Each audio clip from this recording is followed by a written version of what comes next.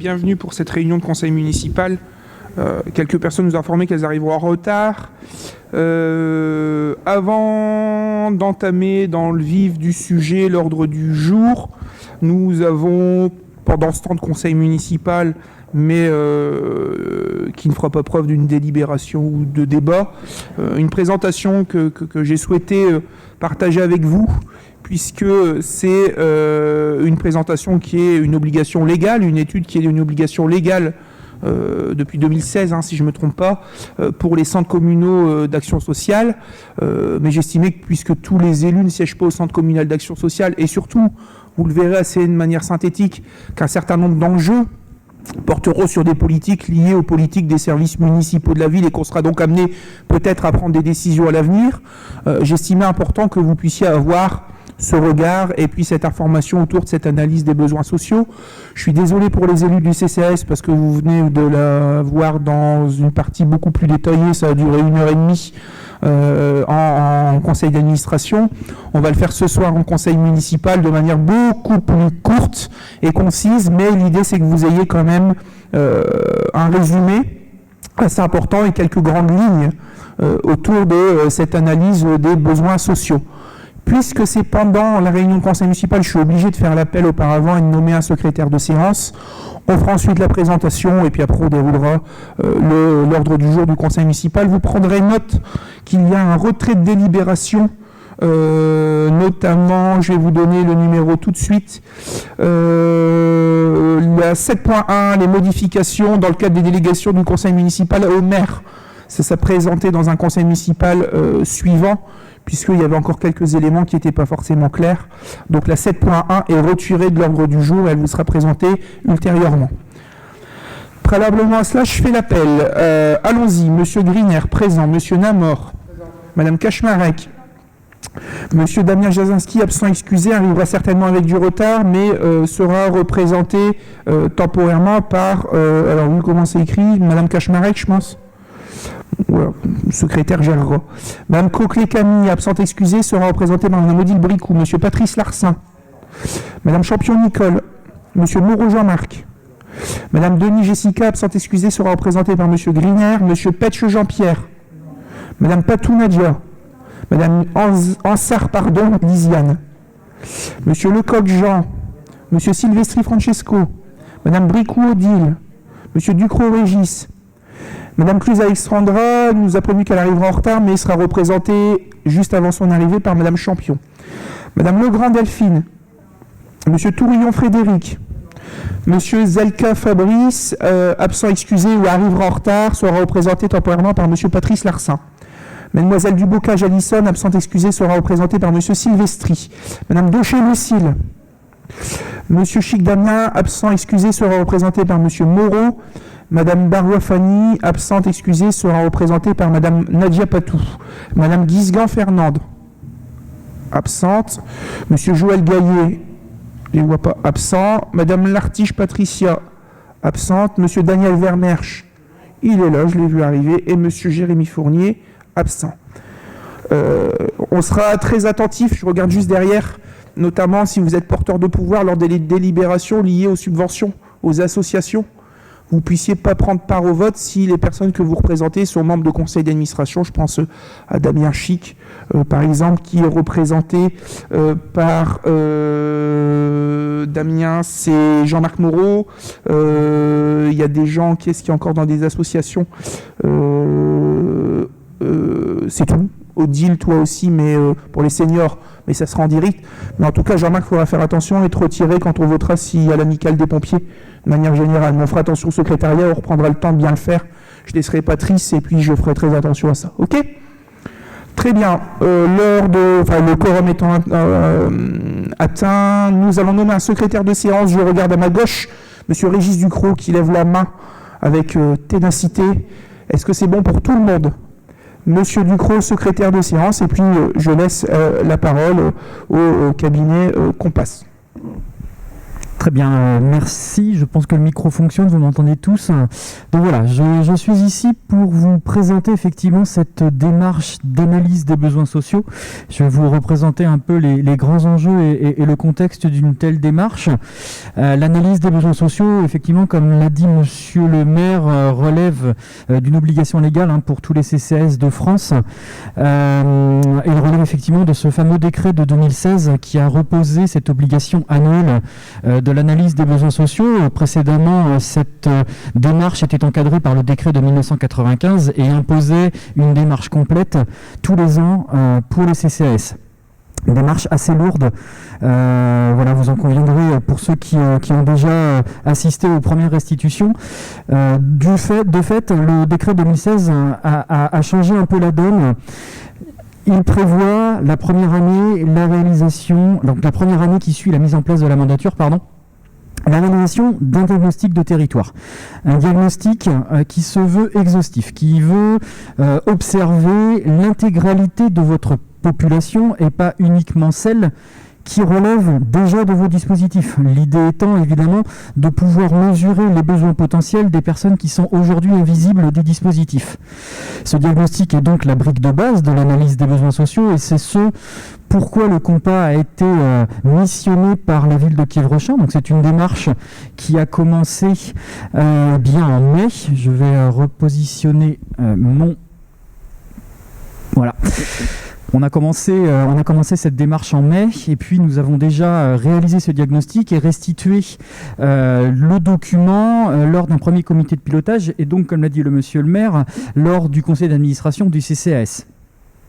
Ce document, comme je le disais, qui est donc la brique de base de l'analyse des besoins sociaux, doit pouvoir, la première année qui suit la mise en place de la mandature, définir ou dégrossir les grands enjeux qui relèvent de votre population. Quels sont les enjeux par public qui semblent être prioritaires et sur lesquels la collectivité va devoir travailler dans les années qui viennent. L'idée étant que vous puissiez vous servir de ce diagnostic et donc de la feuille de route qui va en découdre pour pouvoir mettre en place les dispositifs, les actions nécessaires au regard des grands enjeux prioritaires que le diagnostic aura fait ressortir.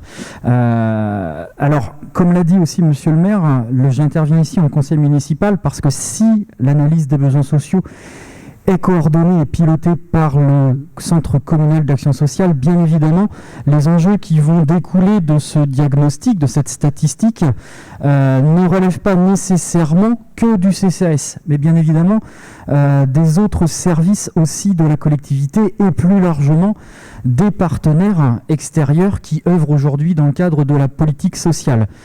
Donc l'enjeu pour vous, dans cette démarche d'analyse des besoins sociaux, c'est de pouvoir construire collectivement une réponse adaptée à votre population, pas uniquement en vase clos, mais bien évidemment en partageant cette construction et cette réflexion avec les partenaires qui sont déjà sur votre territoire, que ce soit des partenaires locaux, comme les associations, ou des partenaires qui ont de fait, via leur dispositif, des rayons d'action plus larges. Alors je pense évidemment au conseil départemental, à la CAF, à la mission locale, à Pôle emploi, toutes ces institutions qui aujourd'hui, à un moment donné, via leur dispositif, peuvent connaître votre population. Donc voilà, l'idée là de cette présentation qui va être beaucoup plus succincte que ce que j'ai déjà fait, ça va être de vous montrer grosso modo les grands chiffres, les traits, les indicateurs saillants qui ont pu nous permettre de débattre et puis de vous montrer un peu les grands enjeux qui sont ressortis public par public.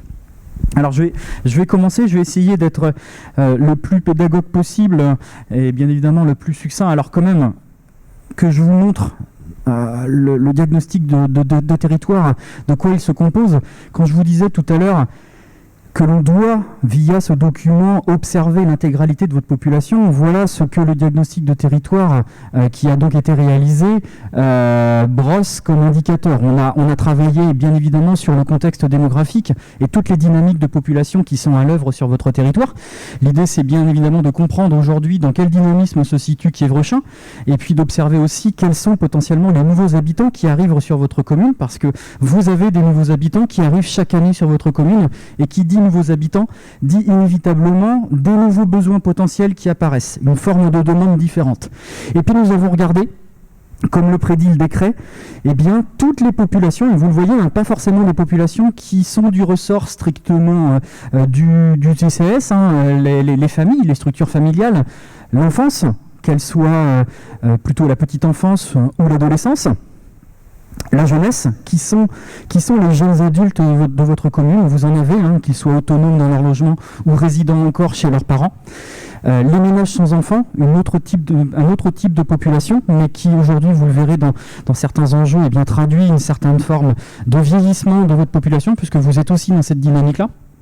Les seniors, bien évidemment, que vous pouvez connaître au travers effectivement du CCAS, et puis des thématiques qui se veulent un peu plus transversales, notamment, bien évidemment, c'est aussi le cœur du diagnostic, la fragilité de vos populations, hein, qu'elles soient pécuniaires ou non, on a différents types de fragilité, et puis, bien évidemment, l'activité économique, hein, qui est un peu le nerf de la guerre aujourd'hui et qui donne des éléments de réponse sur eh bien, les éléments de précarisation que votre population peut connaître. Alors, comme je vous le disais, hein, je ne vais pas aller sur tous les chiffres, hein, je vais passer assez vite parce que l'idée, c'est pas de vous présenter de manière détaillée le document. Tout simplement quand même vous dire que voilà, au dernier recensement de la population, Kievrechin, c'est 6355 habitants, avec une dynamique très faible, mais une dynamique quand même. Vous voyez, un plus 0,2% en 5 ans, on est quasiment sur une stabilisation de la population. Mais attention, cette stabilisation de population ne doit pas masquer tous les flux qui existent sur votre commune, parce qu'évidemment 0,2%, on pourrait se dire mais il ne se passe rien sur ma commune. En fait si, vous avez beaucoup de gens qui partent et vous avez beaucoup de gens qui arrivent. Au final, ça fait que votre population ne croît pas de manière très rapide, mais vous avez un turnover de votre population qui reste important. Et vous le voyez, sur la dernière année observée, hein, votre commune a été recensée en 2018, le prochain recensement se fera en 2023. Donc 5 ans plus tard, puisque c'est la méthodologie de l'INSEE, une commune de la taille de la vôtre se fait recenser exhaustivement tous les 5 ans. 2018 étant le dernier, nous avons regardé un peu quels étaient les flux migratoires que vous avez pu avoir sur votre commune, et vous le voyez, c'est 380 nouveaux habitants en une seule année qui sont arrivés sur Kievrechin. Donc 380 nouveaux habitants. Sans aller dans le détail, c'est potentiellement de nouvelles personnes qui peuvent aujourd'hui bénéficier des dispositifs que vous mettez en place sur votre commune. Alors, des populations qui arrivent, je ne rentre pas dans le détail, vous avez attiré beaucoup, en tout cas principalement sur la dernière année, des familles avec des jeunes enfants, voilà, donc des mineurs qui ont progressé sur votre commune.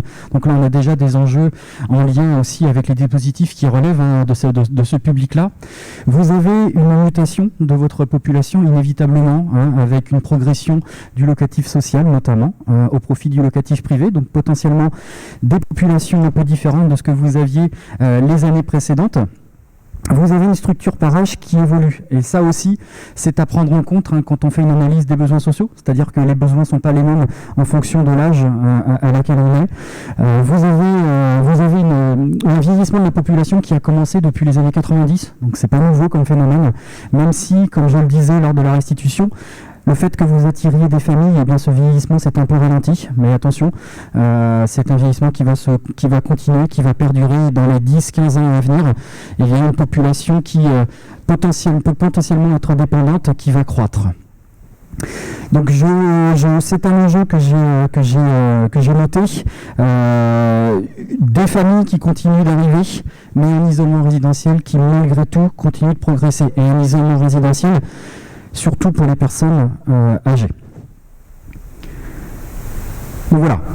L'idée d'un diagnostic de territoire, et c'est ce pourquoi aussi on a été missionné, c'est pour chaque public de définir ensemble un certain nombre d'enjeux, et c'est sur ces enjeux-là que vous allez devoir travailler au sein de la municipalité, au sein du CCAS, en mettant les partenaires autour de la table. Donc je vais pas tous les détailler, bien évidemment, c'est un document qui aujourd'hui est à votre disposition, vous aurez tout le loisir de les travailler. Je vous coupe 2 minutes. Oui, bien sûr. Les membres n'ont pas été forcément destinataires hors CCAS. Par contre, on prendra la charge, je regarde juste derrière avec la directrice générale des services, de pouvoir le communiquer assez rapidement pour que vous ayez en fait tout le résumé, toutes ces diapos-là à votre disposition.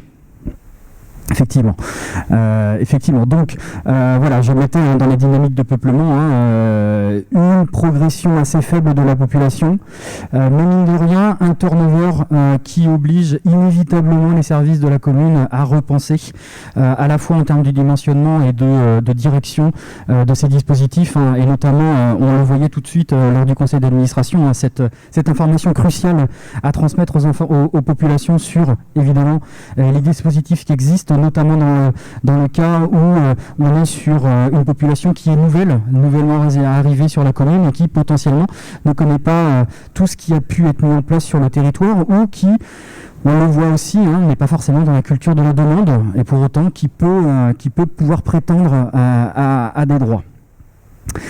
Je continue. Le diagnostic de territoire, c'est pas uniquement la dynamique démographique, c'est aussi bien évidemment tout ce qui relève de la fragilité des populations et des niveaux de vie. Donc là, c'est pareil, je vais pas aller trop dans le détail, juste un chiffre, seulement un chiffre. Le 1296 que vous voyez là-haut, ici, c'est le niveau de vie médian de votre commune. Qu'est-ce que c'est que le niveau de vie médian ? Eh bien, c'est le niveau de vie qui coupe votre population en deux parts égales. Vous avez 50% de votre population qui vit avec moins de 1296 € par mois, et 50% qui vit avec plus. Donc voilà, 1296, je le remets en perspective du niveau de vie national, 1811 €. Donc voilà, grosso modo, un habitant de Kievrechin a en moyenne 600 € de moins pour vivre par mois qu'un habitant au niveau national. Donc un enjeu inévitablement des niveaux de vie qui sont impactés, ou en tout cas qui relèvent, qui sont issus forcément de l'activité économique de votre territoire. En mai 2021, donc sur une période très récente, c'est 550 demandeurs d'emploi inscrits à Pôle emploi sur Kievrechin, ce qui vous donne un indice de chômage de 23%, un peu plus même. On va arrondir, c'est-à-dire qu'un actif sur 4 à Kievrechin est au chômage. Forcément, les 1296 € s'explique aussi par cela. Le niveau de vie est forcément moins élevé quand on dépend des allocations chômage que quand on dépend de son salaire. Autre chose, quand on est actif occupé, donc quand on est en emploi sur Kievrechin, majoritairement on est sur un poste d'employé et d'ouvrier. Vous le voyez, si je regarde simplement les hommes, c'est 57% d'ouvriers parmi les employés, parmi les actifs occupés, et chez les femmes, c'est 55% d'employés. Sans dénigrer aucunement ces professions, on le sait, c'est des professions qui sont moins rémunératrices que les professions intermédiaires et les professions relevant des cadres et des professions intellectuelles supérieures. Mais voilà, des éléments qui expliquent aujourd'hui des niveaux de vie relativement faibles, mais dans un contexte géographique qui, de toute manière, est aussi sur des niveaux de vie faibles. On le sait, le département du Nord n'est pas le département le plus aisé au niveau métropolitain. Donc Kievrechin s'intègre simplement dans son environnement géographique, avec sans doute une précarité encore plus exacerbée. Et j'y reviens justement, on ne va pas regarder toute la slide, on va regarder ce chiffre-là, 33%, c'est le taux de pauvreté à Kievrechin. Qu'est-ce que c'est que le taux de pauvreté ? Eh bien, c'est le volume de population, la proportion de population qui vit sous le seuil de pauvreté nationale. C'est comme ça qu'on est considéré comme pauvre en France. Et le seuil de pauvreté nationale, c'est 1063 € par mois. Donc vous avez 33%, un tiers de votre population qui vit par mois avec moins de 1063 €, c'est-à-dire 1920 personnes. Et donc très rapidement, on l'a déjà vu lors du conseil d'administration, on connaît les effets de seuil aujourd'hui en France. L'idée d'un tel chiffre, c'est aussi d'aller plus loin dans la réflexion et de se dire, si je prends ce seuil de 1063 €, ça veut dire que statistiquement, si je vis avec 1064 €, eh bien je ne suis pas pauvre. Par contre, si je vis avec 1062, je suis pauvre. Et vous vous rendez bien compte qu'à 2 € près, on est exactement dans les mêmes réalités sociales. Et donc, pour contrecarrer ces effets de seuil qu'on connaît tous, eh bien l'idée c'est aussi, dans le cadre du diagnostic, d'aller repérer ces fameuses personnes invisibles qui, par leur niveau de vie, sortent de ces dispositifs qui seraient susceptibles de les aider. Et donc, on a monté le seuil de pauvreté, on a monté jusqu'à 1263 €. 1263 € aujourd'hui, on est quasiment à l'échelle du SMIC. Et bien quand on monte ce seuil de pauvreté, on se rend compte qu'aujourd'hui, ça ça regroupe quasiment un habitant sur deux à Quiévrochin. 2740 personnes. Donc, si je fais la soustraction avec les personnes qui sont réellement pauvres, au sens de la statistique, je ne sais pas si on peut dire comme ça, eh bien, on a 800 personnes qui sont potentiellement invisibles, que l'on ne connaît pas. Des personnes qui, aujourd'hui, ne passent pas forcément les portes des dispositifs parce qu'avec leur niveau de salaire, ils savent, leur niveau de vie, ils savent que de toute manière, ils ne prétendront à aucune aide. Et pour autant, on le sait, 1263 € de niveau de vie moyen par mois, eh bien, ça amène toutes les complexités, on en parlait, des charges qui peuvent être des impondérables à la fin du mois, une machine à laver qui tombe en panne, et ainsi de suite. Enfin voilà, tous les aléas de la vie, du quotidien, qui peuvent plonger, eh bien, ces 2740 personnes dans des difficultés assez fortes. Je vous coupe aussi, je me permets. C'est aussi une partie de la population qui se sent fortement, des fois, délaissée de la part des services publics, en disant « mais moi, j'ai pas le droit à ci, j'ai pas le droit à là ». J'ai un boulot, ou j'ai une action, ou j'ai eu un petit revenu complémentaire, ou quoi que ce soit, et je perds de la PL, ou je perds ce genre de choses, parce qu'il y a ces effets de seuil, des fois à 5 €, à 10 € près, ou quoi que ce soit, et sans extrapoler politiquement, mais on en parlait. Globalement, c'est les populations qui étaient liées au mouvement des Gilets jaunes et compagnie, c'est-à-dire que c'est les gens qui ne sont pas dans l'extrême pauvreté, mais qui sont aujourd'hui dans une situation limite, et qui voient leur situation pas forcément s'améliorer, notamment lorsqu'on voit le coût de la vie augmenter. Regarde encore actuellement le coût du carburant, un certain nombre de sujets comme ça, et c'est des gens qui par exemple travaillent et ont un impact direct sur le fait d'avoir des coûts de carburant plus importants parce qu'ils ont besoin de leur voiture pour se déplacer, qui sont touchés sur un certain nombre de sujets, mais qui finalement rentrent dans aucune case et qui se sentent des fois encore plus exclus des dispositifs qui soient locaux ou nationaux. Ça se traduit aussi par de l'abstention, par un certain nombre de choses. Mais voilà, il y a un vrai sujet, ça concerne quand même 800 personnes sur 6300 habitants. Voilà, c'est quand même assez alerte, et il faudra qu'on soit attentif, ce sont les prochaines étapes. Mais dans les politiques qu'on mettra en place, attentif à ces personnes-là, je pense notamment aux politiques sociales, il y a des projets d'épicerie sociale solidaire, enfin voilà, on aura le temps d'en parler, mais de dire que ces personnes-là qui sont aujourd'hui éligibles à pas grand-chose, mais qui sont finalement dans une situation aussi difficile, ou au bord du gouffre, on va dire aussi, ou du seuil, il ne faudra pas qu'elles soient exclues ces dispositifs-là, que ces dispositifs ne soient pas blancs ou noirs, mais de manière évolutive, avec des tranches, des paliers, pour qu'on puisse avoir des choses un petit peu plus logiques, et non des choses super qu'on peut avoir actuellement à travers un certain nombre d'actions.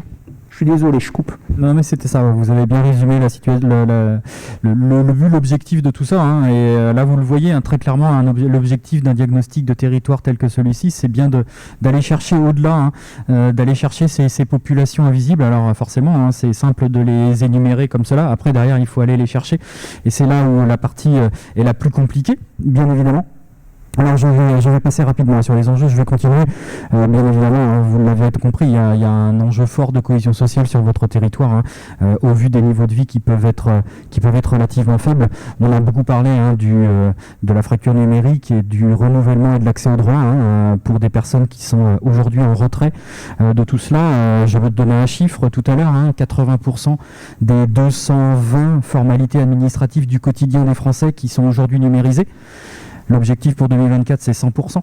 100% des 220 formalités administratives, et on le voit dans l'accès et le renouvellement des droits, c'est là où effectivement le non-recours peut grimper en flèche. Je continue sur les familles. Je vous disais tout à l'heure que vous continuez, mine de rien, à attirer des familles. Alors c'est une petite évolution, mais quand même, il faut le prendre en compte. Une quarantaine de familles en plus. Ce que j'ai vu comme enjeu pour votre collectivité, c'est que ces augmentations de familles, eh bien, aujourd'hui, elles sont dues quasiment uniquement à la monoparentalité. C'est qu'aujourd'hui, si vous avez un nombre de familles qui progresse, eh bien, c'est parce que votre monoparentalité progresse. Alors, c'est pas nécessairement que vous n'avez attiré que des familles monoparentales sur votre territoire. Le mécanisme il est différent.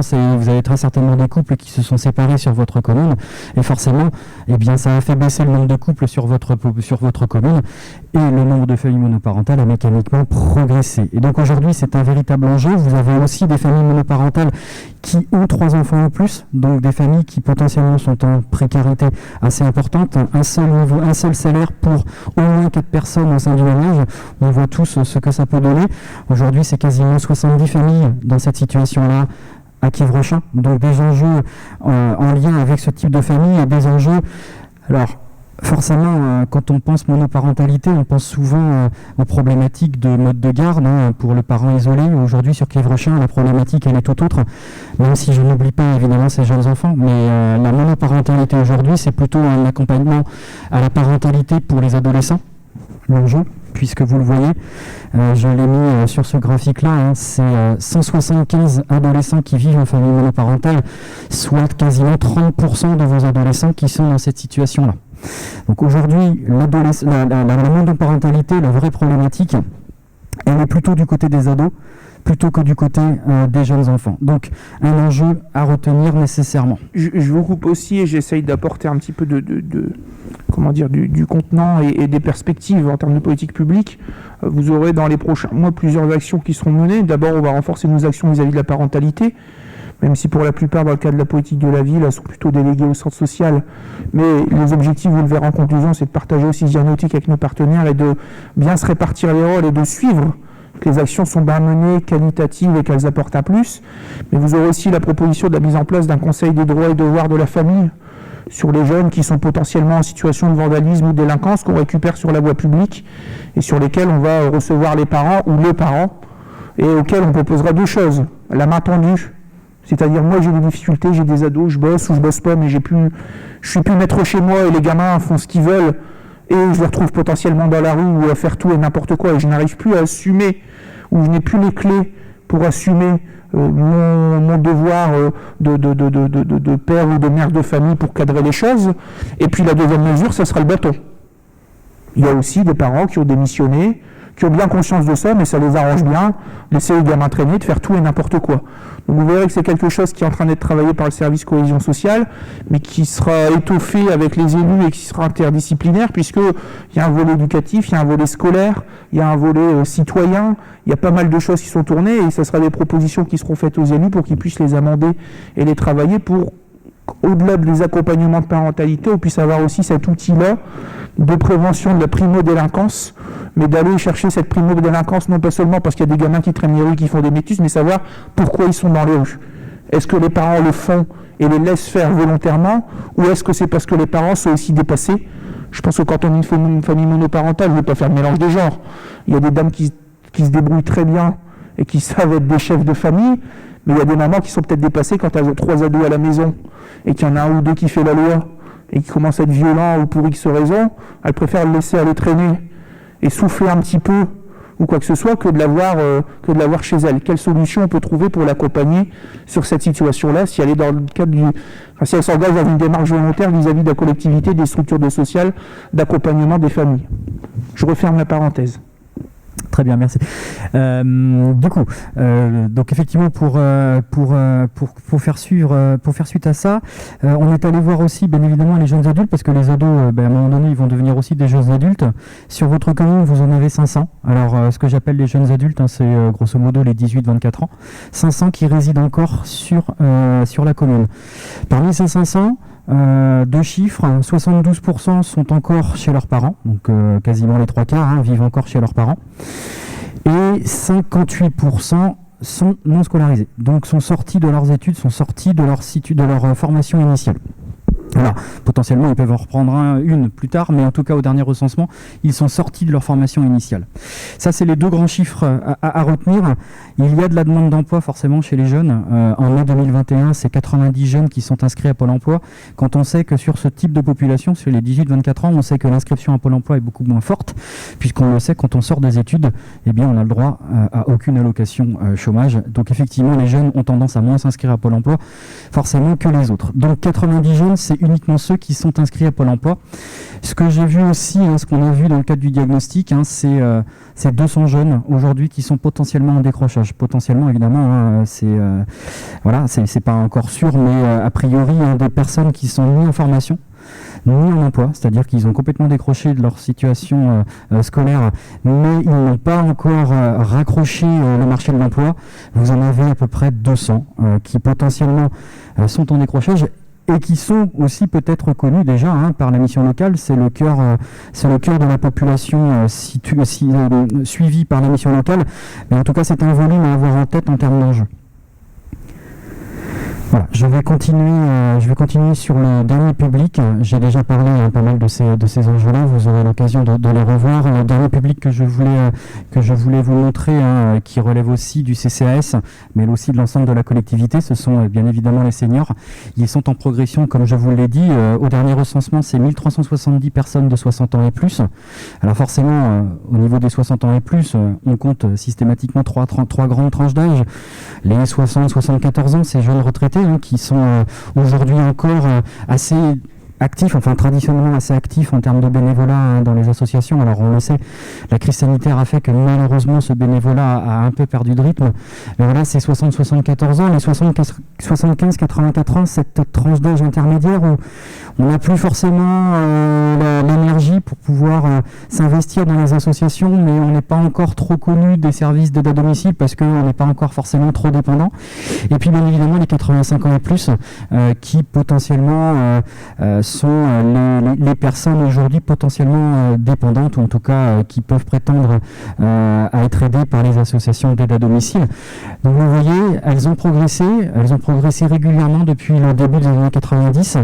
On n'est pas encore sur un vieillissement aussi avancé qu'à l'échelle nationale, mais bien évidemment, vous vous en doutez, c'est un mécanisme qui va perdurer, et donc voilà, dans nos projections démographiques, en tenant compte du fait que voilà, ces personnes-là vont aussi vieillir sur place, et bien d'ici 12 ans, donc à l'horizon 2030, et bien c'est 1870 personnes de 60 ans et plus qui sont attendues sur votre commune, c'est-à-dire, vous faites le calcul, 500 de plus. Donc voilà déjà un enjeu aujourd'hui, et bien d'anticiper ce vieillissement qui va arriver, à la fois dans le dimensionnement des services et des aides qui peuvent être mises en place, des aides notamment sur le maintien à domicile. Sur Kievrechin, c'est 415 personnes de 60 ans et plus qui vivent seules au sein de leur logement.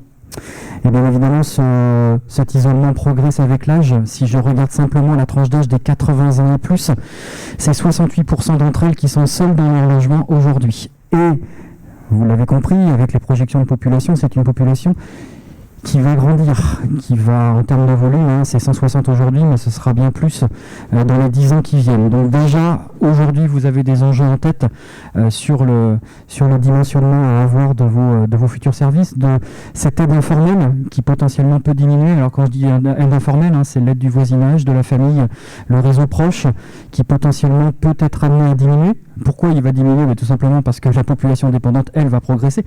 Donc inévitablement, le rapport entre ces deux générations, eh bien, il va se réduire. On le voit, si le rapport aujourd'hui il est de 6 en 2018, d'ici 2035 à peu près, il sera plus que un peu plus de 2. Donc 2 personnes potentiellement aidantes pour une personne à aider. Donc vous le voyez un peu ce côté critique. Si effectivement cette aide informelle est vouée à disparaître, eh bien c'est bien l'aide institutionnelle qui va devoir prendre le relais derrière. Et donc vous avez une opportunité dans le sens où ce vieillissement est sans doute moins avancé que sur d'autres territoires. Donc vous avez la possibilité de pouvoir l'anticiper dans les 10 ans à venir. Je vous coupe juste 2 minutes sur aussi quelques éléments que vous ayez conscience.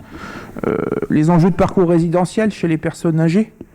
Aujourd'hui, elles sont seules chez elles. Alors certaines sont propriétaires occupants dans des logements qui ne sont pas adaptés, avec des fois de la précarité énergétique, des logements qui se dégradent, des risques parce qu'on chute dans les escaliers, enfin plein de choses comme celle-là qui sont claires, mais aussi parce qu'il faut offrir, et c'est l'objectif via la proposition d'un béguinage au sein d'un quartier sur Blanc-Misseron, mais aussi d'après les derniers éléments dont on dispose sur le secteur centre-ville, qui est à l'arrière de chez nous, là-bas, à l'arrière derrière Service Info, d'avoir la possibilité de proposer à des personnes des logements adaptés dans le parc social, qu'on soit clair, pour des questions de coûts aussi, de la vie, de loyer ou quoi que ce soit, et de pouvoir permettre aussi à des personnes qui sont dans du locatif privé ou social, mais dans des logements qui sont très très grands, de pouvoir libérer ces logements-là pour pouvoir les rendre à des familles, puisque on a un taux de surpopulation dans le parc social de 13%.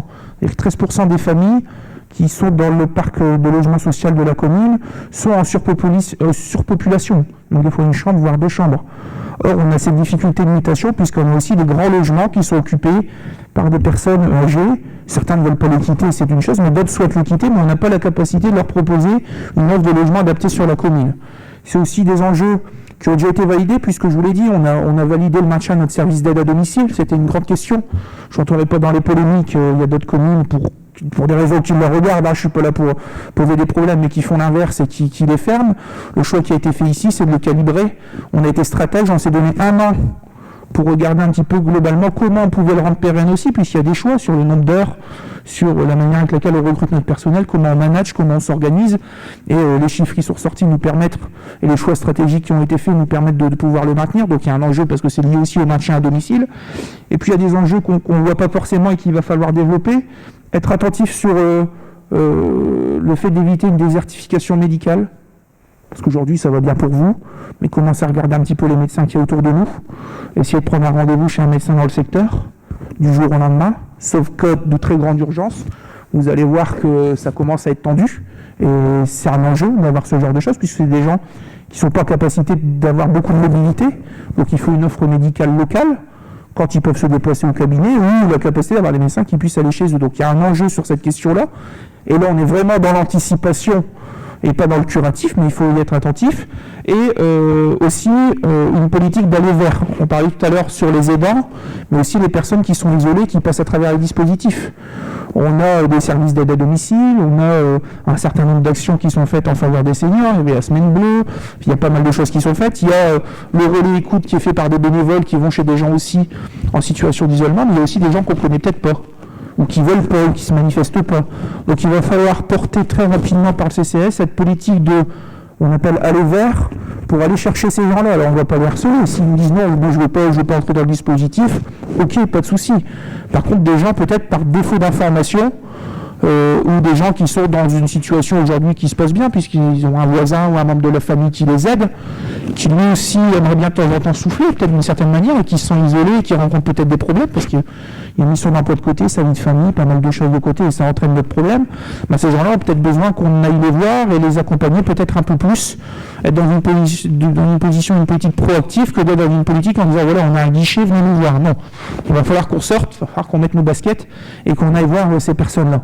Voilà, ça fait partie d'un certain nombre d'enjeux, mais il y a ces sujets-là qui sont quand même assez importants, où aujourd'hui on n'est pas en retard, on a des systèmes qui sont plutôt adaptés. L'objectif, c'est qu'on ne prenne pas de retard et qu'on soit surtout profiter de la situation qui ne nous oblige pas à nous concentrer sur du curatif, mais se dire voilà, on est plutôt bien. Cependant, il faut qu'on reste bien, donc on anticipe et on est assez regardant sur un certain nombre de sujets pour pas qu'on ait le coup près qui nous tombe au moment où il faudra prendre des décisions et au moment où cette population assez ancienne aura évolué significativement. 2030, c'est demain. Hein. Enfin, les gens, il y a des gens qui sont là, c'est leur premier mandat, d'autres c'est leur deuxième mandat. Vous avez vu 6 ans de mandat à la vitesse à laquelle ça passe, 2030, c'est demain.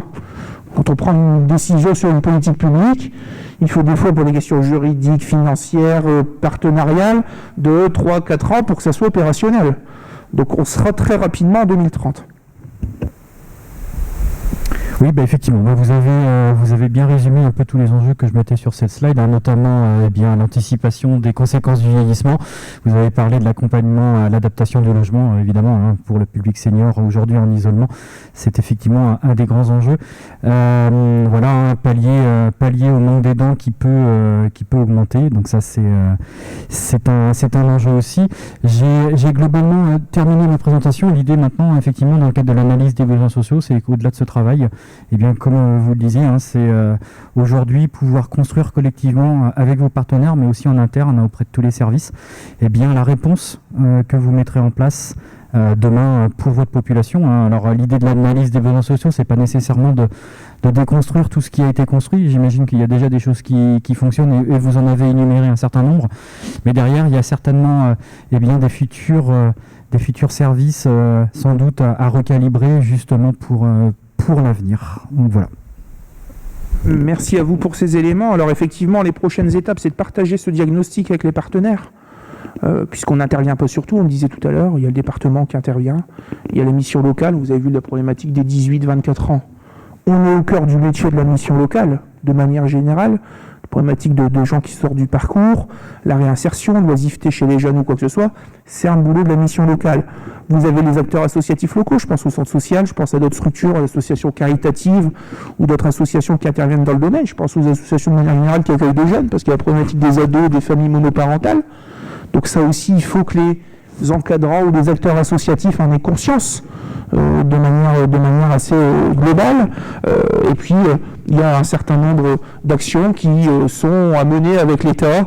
On parlait tout à l'heure de la question autour du chômage, des actions à mener avec Pôle emploi. Et puis la politique de la ville, puisqu'on a encore la chance aujourd'hui d'avoir une géographie prioritaire. Et ce qu'on disait tout à l'heure, tout le monde ne vit pas en quartier politique de la ville. Donc cette différenciation qui permet de mettre des moyens supplémentaires dans les quartiers politiques de la ville ne doit pas venir noircir le tableau et se dire que les gens qui ne sont pas en politique de la ville, il n'y a pas de pauvreté en dehors des quartiers politiques de la ville. Si, il y en a. Et c'est tous les enjeux qu'on est en train de travailler avec Corinne Cachmarek, puisqu'il y a une révision du contrat de ville. On est plutôt actuellement sur un bilan du contrat de ville qui se termine. Il y a toute la géographie prioritaire qui va se remettre en place avec des nouveaux plans. J'ai été personnellement assez alerte vis-à-vis de mes collègues élus, mais qui partagent plus ou moins la même analyse sur un certain nombre de critères qui vont être pris en compte pour la prochaine programmation politique de la ville, notamment le critère de densité. Puisqu'aujourd'hui, on dirait, voilà, l'État intervient et fait de la politique de la ville sur des quartiers où il y a une certaine densité, et je sais que ça va favoriser, tant mieux pour eux, des villes périurbaines où il y a des quartiers où il y a énormément d'appartements, d'habitat vertical, où il y a une population concentrée, mais qu'au-delà de ça, il ne faut pas croire que dans les zones semi-urbaines, voire même dans les zones rurales, là où, pour des raisons historiques, ici c'était des quartiers miniers, c'était des quartiers ouvriers, on a effectivement quelques blocs d'appartements, mais ça reste limité. Il y a des secteurs dans la ruralité où c'est plus disparse ou quoi que ce soit, où il y a forcément peut-être des choses qui sont liées et qui ont besoin de dispositifs comme la politique de la ville. Je pense que la préfète à l'égalité des chances l'a bien compris, puisque je n'ai pas été le seul à insister dessus. Mes collègues des grandes villes l'ont peut-être un peu moins fait, parce que forcément ça sera leur désavantage. Mais de manière générale, elle l'a compris, et je pense que les services de l'État vont certainement le prendre en compte. En tout cas, on verra au bout du bout, et si ce n'est pas pris en compte, ça se passera d'une autre manière, je pense. Il faudra qu'on envisage des actions politiques, mais ça sera dans une autre étape. Donc voilà, il y a un certain nombre de personnes à mettre autour de la table. Ça nous oblige aussi, et sans être trop long, à nous réinterroger sur l'aspect, excusez-moi le terme, mais qualitatif de nos actions en termes de cohésion sociale. On en parlait tout à l'heure, j'étais content, elle n'est pas là, Mme Guisgard, mais vous êtes fait, ça fait des années qu'on fait la même chose, on ne fait pas d'innovation sociale ou quoi que ce soit. Ça va être l'occasion, mais attention, je l'ai dit, quand on dira qu'on ne fait plus tel dispositif parce qu'on le remplace par un autre et qu'on fait quelque chose de plus innovant, ce ne sera pas le moment de venir pleurer en disant c'est dégueulasse, on supprime ça, et patati et patata. Non, vous-même vous demandez est-ce qu'il y a de l'innovation sociale. Donc on va en faire, mais j'espère que vous serez à nos côtés. Les gens qui étaient au conseil d'administration l'ont bien entendu, voilà, j'ai pas eu de réponse.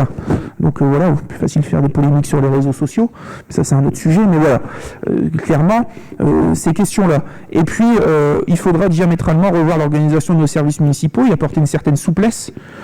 C'est l'objet déjà d'une délibération, vous avez vu les changements d'organigramme, notamment avec la scission du pôle cohésion sociale, où on laissera d'un côté service enfance, jeunesse, culture ou quoi que ce soit, et un vrai pôle cohésion sociale avec un CCAS, avec une direction, un projet d'établissement qui sont aussi les prochaines étapes pour traduire opérationnellement les politiques publiques mises en place pour essayer de résoudre les problématiques qui nous ont été présentées ici. Mais tout ne sera pas du ressort de la ville, mais on pourra être le bon dénominateur commun, on sera artisan en direct, mais on sera aussi des fois élément moteur ou des fois aiguillon vis-à-vis de nos partenaires pour les bousculer, les faire avancer sur un certain nombre du sujet. En tout cas, c'est l'état d'esprit qu'on souhaite mettre en place ici au niveau de la commune.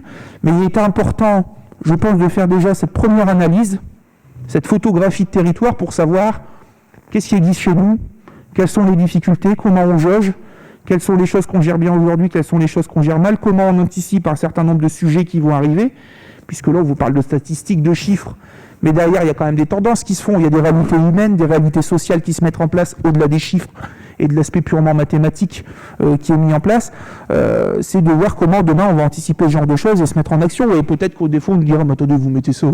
Aujourd'hui, c'est pas un problème, c'est du gaspillage d'argent.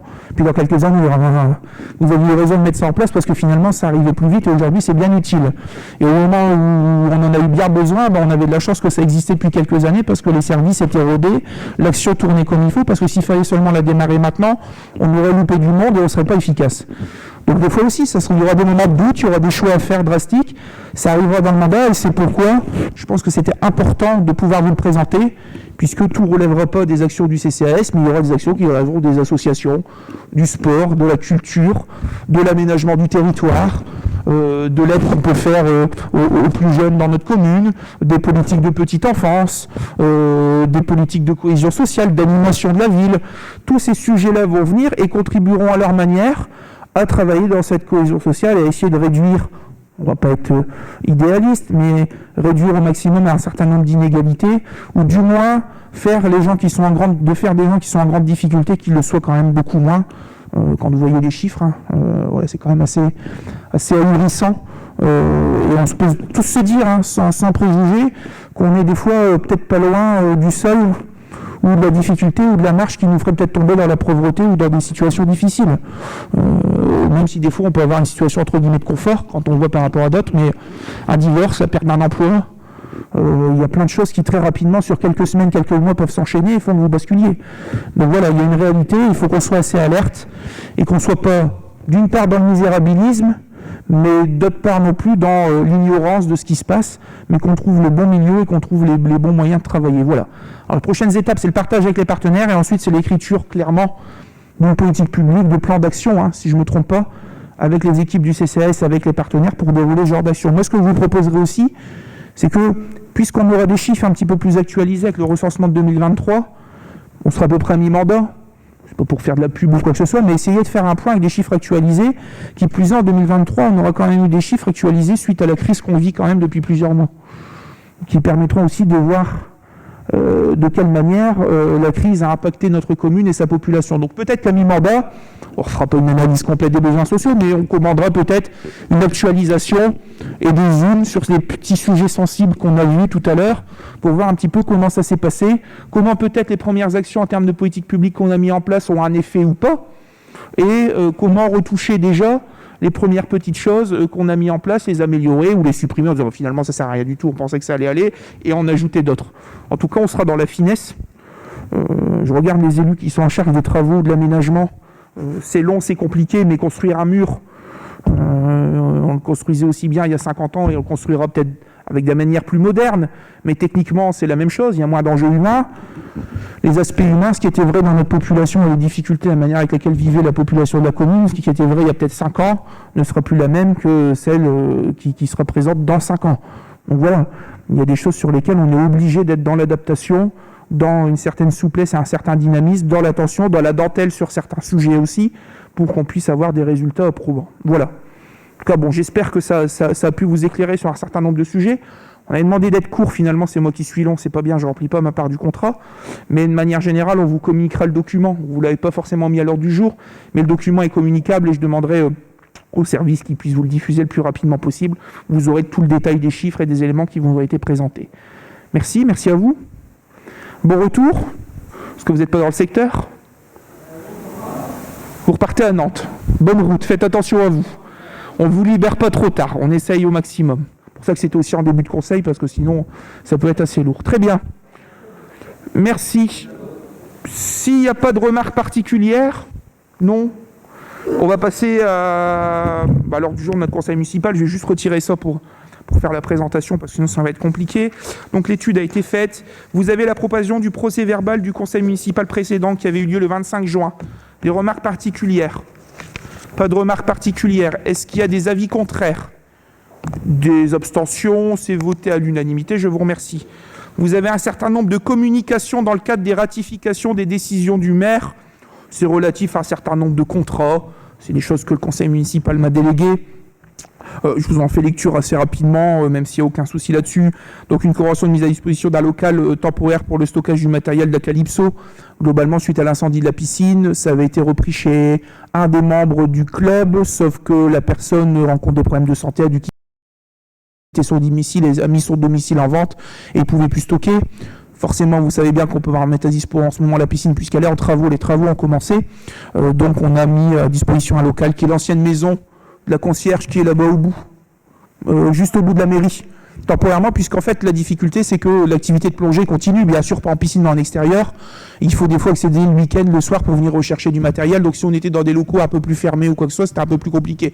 Là il y a un accès facile, l'association a une couverture en termes d'assurance, pas de difficulté particulière. Nous avons une décision de résiliation de convention d'honoraires de maîtrise d'œuvre avec M. Lancel. On avait lancé une première étude et un contrat de maîtrise d'œuvre pour faire des travaux de rénovation sur l'hôtel de ville. On n'abandonne pas le projet de faire des travaux sur l'hôtel de ville, mais la manière avec laquelle on l'aborde, et l'objectif a été de travailler surtout avec un cabinet pour faire une étude de programmation, c'est-à-dire de pouvoir trancher les travaux, de valider les programmes de travaux et l'orientation qu'on donnera à l'hôtel de ville, qu'on pourra vous proposer peut-être dans quelques semaines. Il y a encore des étapes de plus ou moins de validation à vous présenter, de venir vous montrer quelque chose d'un peu plus mûr, et à partir de là ensuite de peut-être trancher les travaux, de les faire par étapes et d'avoir un maître d'œuvre qui respecte le programme et les consignes qui lui sont données en fonction d'une action qui aura été réfléchie et travaillée en amont. Donc on abandonne ce format de maîtrise d'œuvre en direct. Nous avons ensuite une décision attributive d'un contrat de maîtrise d'œuvre pour les réaménagements du centre Louis-Enoch. Ça concerne notamment partiellement le rez-de-chaussée, notamment ce qu'on appelait l'ancienne salle des peintres, qui accueille des activités de loisirs, mercredi kids, centre de loisirs maintenant depuis 2 à 3 ans. On a récupéré des locaux à l'étage de salles de danse. Les salles de danse seront utilisées de manière un petit peu moins importante, dans le sens où ce sera des activités de motricité beaucoup plus limitées, parce qu'il y a des questions d'accessibilité aussi avec les escaliers. Mais le rez-de-chaussée, c'est une grande salle qui n'est pas aménagée. L'objectif, c'est de faire quelque chose d'un peu plus convivial, un lieu d'accueil aussi pour les parents, sécuriser les accès. Et puis il y a une deuxième tranche qui sera faite et qui sera travaillée, ça ne fait pas partie de ce contrat-là, mais on travaillera peut-être sur un avenant, pour aménager une autre salle qui est encore au rez-de-chaussée d'hôtellerie, qui avait été utilisée temporairement pour une mosquée, côté château d'eau, et qui pourrait être aussi un lieu d'accueil de loisirs, mais là pour ce qu'on appelle plutôt petite enfance, c'est-à-dire les 3-6 ans. Là, on se concentre sur un aménagement dans la salle des peintres pour des 6-11, 6-12, globalement, c'est le créneau jusqu'au collège. Et la deuxième salle, ça serait pour les petits. Ça veut dire que dans les mercredis kids, on aurait au même endroit, au centre Louis-Enoch, la capacité d'accueillir les gamins sur la tranche horaire qu'on touche, c'est-à-dire maternelle et école élémentaire, au même endroit avec des locaux adaptés et des activités adaptées à ce niveau-là. Et la cerise sur le gâteau, ça serait de retoucher un petit peu les aménagements extérieurs, parce qu'il manque quand même un petit peu de stationnement, de verdure. On voudrait faire un petit jardin pédagogique dans la cour qui est aujourd'hui en cailloux, là, le long du château d'eau, d'augmenter un petit peu les capacités de stationnement qui serviraient aussi pour l'école Jean-Marie Brison, le long de la rue de la Mine, parce qu'on ne fera pas faire des tonnes, mais si c'est 10-15 places de stationnement, c'est 10-15 places en plus qu'on n'a pas aujourd'hui. Et Dieu sait qu'on vit dans la société de la voiture, et que tout le monde vient en voiture, même des fois pour faire 100 mètres à pied, et que les besoins de stationnement aux abords des écoles sont ponctuels, mais nécessaires. Donc il y a un enjeu là-dessus. Ça sera vraiment la dernière étape qui ne fait pas partie de cette mission-là, mais qui me permettra de finaliser ces travaux. Vous avez ensuite une décision portant réduction de tarification de l'école de musique sur la période 2021-2022. C'était notamment, et ça concerne uniquement les adhérents de l'école de musique en 2020-2021. Elle a été fermée un certain temps, sauf que les gens qui étaient inscrits en 2020-2021 ont payé comme si l'école fonctionnait, mais ils n'ont pas eu leur cours. Donc on leur a proposé de faire une réduction tarifaire uniquement pour cela. Une personne qui n'était pas inscrite, qui vient nouvellement s'inscrire à l'école de musique paiera le tarif classique, mais les gens qui ont payé plein pot l'année dernière et qui n'ont pas pu profiter de leurs heures de cours, on leur a fait une réduction, ce qui est tout à fait normal, à la fois pour les fidéliser d'une certaine manière, excusez-moi d'avoir une approche commerciale, mais aussi pour leur dire voilà, on essaye de se rattraper, c'est plus facile de faire une réduction que de revenir en arrière et de faire des remboursements, c'est un petit peu plus lourd techniquement pour les services communaux. Vous avez un contrat, alors après c'est un certain nombre de contrats, soit pour le 14 juillet, soit pour les quartiers d'été, donc là c'est le showband Cagné, Jean-Christophe, JNC, 800 TTC, c'était au 14 juillet. Vous avez pour les quartiers d'été, le collectif de l'Astragal, monsieur Franck Van de Castel, c'était des spectacles qui ont bien fonctionné dans les quartiers. D'ailleurs, on vous fera une proposition, c'est d'être alternatif dans les quartiers d'été, c'est-à-dire une année de proposer un week-end d'animation au parc comme on le faisait avant. Notamment l'année, par exemple, où il n'y a pas de fête médiévale, en disant voilà, on a un gros événement à l'été, il n'y a pas de fête médiévale, et les années où il y a une fête médiévale, c'est-à-dire une fête un peu plus importante au printemps, de dire le dispositif quartier d'été sera un petit peu allégé, au lieu de faire un gros week-end festif, de faire des temps d'animation dans les différents quartiers. Alors là, on allait au Corbeau, Vanneau, en centre-ville, ça pourrait demain être Mozart, le parc, et puis les Vanneau, et puis après refaire centre-ville. Bon, Corbeau, vous vous doutez bien qu'au vu des projets, ça sera un peu compliqué à l'avenir. Ça veut pas dire qu'on pourrait rien y faire, mais il n'y aura plus d'habitat, on sera plus dans un quartier même où on amène une animation, mais de manière générale, de garder ce dispositif un peu mobile une année sur deux. On a touché des publics qu'on ne voyait pas d'habitude au quartier d'été quand on le faisait au parc. Peut-être plus les parents, des familles qui venaient, qui profitaient le vendredi après-midi et qu'on voit peut-être pas le temps d'un week-end comme d'habitude au parc. Donc voilà, des propositions qui sont faites, mais les contrats qui sont proposés, les contrats qui étaient liés au quartier d'été. Même chose en dessous avec Dragon Music, là c'était pour le 14 juillet, 1200 € TTC. Vous avez ensuite avec... alors, excusez-moi, je vais dire le nom, mais Eri Ralambo Sirofo, excusez-moi s'il regarde la vidéo, s'il n'est pas bien, donc mon talisman magicien, c'était pour les quartiers d'été aussi. La roulotte ruche, c'était pour le 14 juillet. L'association SFV, c'est pour les chars pour le 14 juillet. Vous avez l'espace Pasolini qui va intégrer cette salle des fêtes à partir de la semaine prochaine pour le Carrefour International, qui a d'abord lieu en mai. On avait gardé les crédits et ça, la programmation culturelle. En mai, c'était pas possible. On s'est dit que si à la rentrée, ça pouvait se faire, parce qu'on accueille notamment beaucoup d'élèves de l'école, on le fera à la rentrée. Aujourd'hui, les conditions permettent de le faire, donc on le maintient. Toujours dans les mêmes conditions tarifaires, avec le même type d'activité. Vous avez un contrat d'entretien pour des murs mobiles qui se situent au CCAS, à l'école de musique, puisqu'on a une grande salle qui peut être divisée en 2 salles d'enseignement, et à la salle senior au centre Louis Enoch, qui permet aussi de diviser la salle en 2 en cas de besoin. Qui apparaît. Vous avez une décision d'ester en justice puisqu'on nous avait volé un tracteur en 2017 et les personnes qui ont volé ont été retrouvées. Donc voilà. Donc c'est passé au tribunal le 29 septembre. Il y a un renvoi sur intérêt civil. Ici, fin octobre, on est en train de finaliser et de fournir un petit peu le préjudice. On l'avait, on a dû racheter un tracteur, etc. Mais il faut qu'on refasse évaluer combien valait le tracteur à l'époque où il a été volé en fonction de ses conditions pour qu'on puisse obtenir de l'argent et une condamnation de la part des personnes. Voilà, c'était un beau petit groupe. C'est une jeune de 16-17 ans, je crois qu'ils ont fait une vingtaine de cambriolages dans le Vénois, dans le Cambrésis, dans le Douaisis, ici, dans des centres techniques, des centres... Comment ? Ouais, certainement. Mais moi, j'ai ce souvenir-là. Alors, on l'a côté français, parce que je pense que la Belgique va faire de son côté. Mais voilà, ils allaient dans des centres, vous savez, pour les personnes en insertion ou handicapées, ils voulaient du matériel. Ils ont fait des entreprises de bâtiments aussi, des cabanons de jardin chez des particuliers. Enfin, voilà. Aucun matériel a été retrouvé. Je pense que c'était aussi des petites mains qui, derrière, servaient un peu gros réseau et qui, très rapidement, récupéraient le matériel pour le redistribuer. Voilà, mais en tout cas, c'était une décision et qu'il fallait vous la communiquer. C'est que puisqu'on a les éléments, on a pris un avocat et on va demander une réparation à ce niveau-là. Maintenant, je ne suis pas juge, je ne sais pas ce que le tribunal fera, mais j'estime que pour défendre les intérêts de la commune, il fallait le faire. Ok ? Très bien.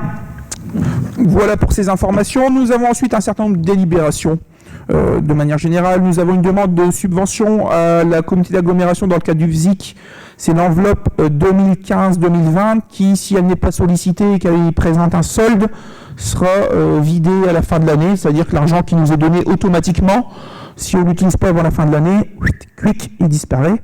Donc autant le solliciter. En fait, ce n'est pas qu'il nous restait de l'argent, c'est que on l'avait sollicité notamment sur le projet de vidéoprotection, mais comme les coûts ont été moindres, forcément, la subvention est révisée à la baisse et ça a fait apparaître un solde de 24 164 €. Pour ne pas le perdre, on a regardé avec les services pour savoir si on pouvait le repositionner sur d'autres opérations éligibles en respectant les conditions de l'assiette avec les 50% hors taxe. Enfin voilà, c'est assez compliqué. Donc on a fait le choix de le positionner sur 2 actions qui apparaissent derrière dans le plan de financement. Le renouvellement de l'éclairage public de la ville qui va se poursuivre dans les semaines qui arrivent et qui devrait se terminer. On a un éclairage 100% renouvelé pour l'été 2022, tout en LED, programmé, avec des choses de qualité qui tiennent la route. On aura renouvelé tout notre éclairage public. Ça sera aussi des dépenses en moins en termes de consommation électrique, mais aussi en maintenance. Puisqu'un relamping, c'était tous les 3 ans. Un relamping, c'était à peu près 40 000 €, je crois, Bruno. Les lampes LED, généralement, on intervient un petit peu moins. On a fait des choix aussi de technologie qui permet de dire que s'il y a une panne, c'est le module LED uniquement qui se retire comme un système d'ampoule et qu'on remplace, alors que les premières Les premiers éclairages, c'était des LED qui étaient moulés, il fallait changer toute l'optique, donc c'était un peu compliqué. Donc on a fait des choix comme cela. Ils sont aussi organisés, notre éclairage LED diminue d'intensité de 23h à 5h ou 6h du matin, je ne sais plus. Donc on le réduit de 50%, c'est-à-dire que ça nous permet d'avoir un compromis. Il y a des villes qui arrêtent l'éclairage de la nuit, vous avez dû le voir. Comment 5h30 ? D'accord. Je sais que c'est 23h, mais le matin, je ne sais plus à quelle heure c'est réglé. Ça nous permet de trouver le compromis, ça ne sert à rien de laisser des rues éclairées plein feu toute la nuit. Par contre, on réduit l'éclairage, mais on laisse un minimum d'éclairage pour des questions de sécurité. Aussi en lien avec la vidéoprotection, parce que ça ne sert à rien de mettre des caméras si on coupe l'éclairage de la nuit. Enfin voilà, il faut être logique dans sa démarche. Donc voilà, ce renouvellement sera fait. On positionne une partie des crédits sur cette nouvelle tranche 2021, et il y aura encore une tranche en 2022, comme je vous le disais. Et ensuite, on rajoute, puisqu'il reste encore un certain nombre de crédits dans l'enveloppe et que les 37 000 € ne permettaient pas de positionner les 24 000 au complet, on positionne 10 600 € dans l'aménagement de l'espace jeune, donc Saint-Louis-Enoch, dont on a discuté il y a quelques minutes pour les travaux de maîtrise d'œuvre. Je ne pense pas que ça appelle à des remarques particulières, très logique. Y a-t-il des abstentions, des avis contraires? C'est voté à l'unanimité, je vous remercie. Nous avons ensuite des écritures d'ordre de manière générale sur le budget annexe des Vanneaux. Souvenez-vous, on a dit que l'année dernière, on avait mis une belle somme, 170 000 €, et cette année, on rajouterait 100 000 € pour solder le déficit du budget annexe des Vanneaux de 270 000 €. On est en train de finaliser, les services financiers sont en train de finaliser pour qu'au 31 décembre, on puisse le solder. Vous verrez que ça sera soldé et proposé au compte administratif et qu'il n'y aura plus de BP sur les Vanneaux en 2022, si je ne me trompe pas. La trésorerie, forcément, puisqu'on travaille avec eux, nous ont demandé, avant de faire cette clôture, de régulariser un certain nombre d'écritures d'ordre. Donc c'est juste des basculements de compte à compte en interne. Il n'y a pas d'argent en plus, il n'y a pas d'argent en moins, mais des choses qui n'étaient peut-être pas inscrites au bon endroit, qu'on puisse les régulariser et que le compte soit le plus clean possible en termes de présentation et de nomenclature budgétaire. Donc l'objectif, c'est de valider ces modifications d'écriture dans le cadre du budget annexe du lotissement des Vanneaux. Pas de problématique particulière, très administratif, je suis désolé, c'est pas ce qu'il y a de plus excitant, mais voilà, faut le faire. On peut dire que c'est voté à l'unanimité. Je vous remercie. Vous en avez ensuite des décisions budgétaires modificatives en investissement et en fonctionnement. Je vais commencer par le tableau du bas en fonctionnement. C'est notamment 11 026 € de recettes supplémentaires qui n'étaient pas prévues, puisqu'on a racheté un véhicule poids lourd neuf. L'ancien avait 21 ou 22 ans et commençait à être très fatigué. Et en fait, le véhicule poids lourd, on l'a mis sur une plateforme de vente et il a été vendu 11 026 €. Donc comme ce n'était pas prévu au budget au départ, il faut inscrire ces recettes-là pour qu'elles puissent être encaissées. Et comme on doit équilibrer nos dépenses, on met 11 026 € de dépenses, notamment pour faire un transfert en opération d'investissement. Voilà, donc on l'encaisse en fonctionnement, on l'équilibre en fonctionnement sur une ligne qui va permettre de basculer ces 11 026 en recettes d'investissement. Je vous fais donc la transition, vous les retrouvez dans le tableau du dessus en recettes d'investissement sur l'avant-dernière ligne, plus ou moins value sur cession d'immobilier, 11 026. Donc c'est ça qui vient dans le cadre de la logique budgétaire. Vous avez ensuite un certain nombre de dépenses sur le budget de recettes, sur le budget d'investissement. Je vais vous les donner sans entrer dans le détail, on va faire dans l'ordre de haut en bas. Les 18 500 €, c'est une subvention qu'on a obtenue de l'État dans le cadre du plan de relance pour refondre notre site internet et mettre en place un site internet pour nos commerçants. Donc en face, vous avez le coût juste en dépense qui est 23 140 €, on a 18 500 € de recettes, c'est une subvention. En dessous, les moins 24 000 € vont s'équilibrer avec les plus 24 000 de lignes en dessous. C'est en fait globalement des crédits qui avaient été mal positionnés au mauvais endroit et ça correspond aux 24 000 € de VSIC qu'on vient de voter de la part de l'AGLO, puisque comme ça ne va plus sur la vidéoprotection, ça va sur d'autres opérations, donc il faut l'inscrire ailleurs. Moins 24 et deux lignes en dessous, vous avez 24, c'est juste un transfert en écriture. Les 3 200 € que vous avez entre deux, c'est une recette liée à l'agence de l'eau sur une subvention qu'on a eue. Vous avez ensuite 12 000 € en dessous, c'est le FTU qu'on sollicite à la région. Souvenez-vous, on avait délibéré en juin. Et ensuite, les 24 000 et 9 600 €, c'est des recettes qu'on a eues en investissement. Souvenez-vous, c'est les conventions avec Noréade, le Sidensian pour la rue Valériani et la rue de la Mine qu'on a refait. On avait repris à charge l'ensemble des travaux et eux nous donnaient une subvention qui était équivalente à ce qu'eux auraient dû refaire s'ils refaisaient les petits morceaux de tranchées qu'ils devaient réaliser. Donc c'est ça. Vous avez ensuite 2100 €, c'est une subvention qu'on avait eue du département l'année dernière pour mettre en place un plateau ralentisseur rue des Hauts-Bois au niveau du collège, donc entre la sortie Crépin et Aldi, puisque la sortie entrée des élèves se fait plus au bord de la rue Jean Jaurès, mais tout au fond, sauf que quand les gens arrivent de Crépin, ils bombardent. Quand ils viennent de Quai-Brochin, il y a déjà un plateau, mais pas de l'autre côté. Donc on avait travaillé avec le conseil d'école pour faire dessus, on avait obtenu une recette de 2100 € pour un plateau ralentisseur de la part du département. Les 11 026, j'ai expliqué, c'est le camion. Et vous avez 158 813,40 €, ce sont des frais d'études. Alors qu'est-ce qu'ils font là?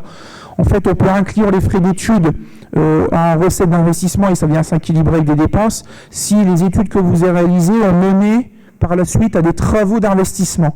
Donc c'est des questions d'écriture comptable pour récupérer de la TVA, des choses comme celle-là. Par exemple, il y a quelques années, on a fait une étude pour faire le parc sportif Cheval.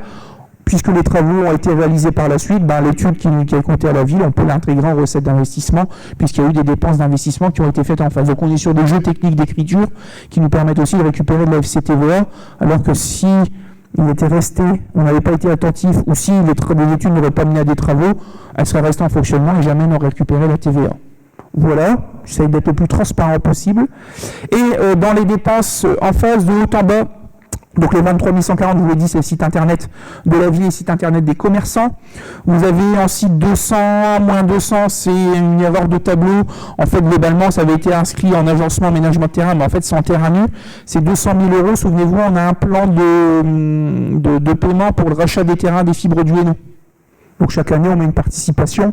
On l'avait négocié avec l'EPF pour devenir propriétaire. Au lieu de sortir 390 000 d'un coup, on a dit que sur plusieurs années, on étalerait la dépense. Donc vous avez 200 000 € qui n'étaient pas inscrits au bon endroit, simplement. Le cimetière, on a laissé une marge de manœuvre à hauteur de 2 332 €. C'est plutôt pour des équilibres. Il n'y a pas d'opération spécifique au cimetière. Vous avez 4 800 €, c'est lié à l'installation de transmetteurs d'alarme dans les bâtiments de la ville. Pourquoi? Parce que beaucoup de transmetteurs d'alarme sont liés à des lignes téléphoniques fixes, qu'on paye des fois 30 € par mois, malgré un marché négocié. Or demain, il vaut mieux supprimer ces lignes fixes qui ne servent que des fois que pour une alarme et mettre en place des transmetteurs et des lignes GSM où vous prenez un abonnement free, et je ne suis pas sponsorisé, qui vous coûte 2 € par mois, qui va mieux, sauf qu'il faut changer le transmetteur, puisque c'est un transmetteur avec une puce sans fil. Donc, on fait une rationne dans nos bâtiments et on pas tous en transmetteur sans fil, ça coûte 4 800 €. Vous avez 13 500 €, ça correspond aux travaux de toiture d'un logement qu'on loue rue de la Mine, juste à côté de l'école. Pour ne pas le nommer, c'est M. Paluskiewicz qui est locataire là-bas, en face du centre Louis Enoch.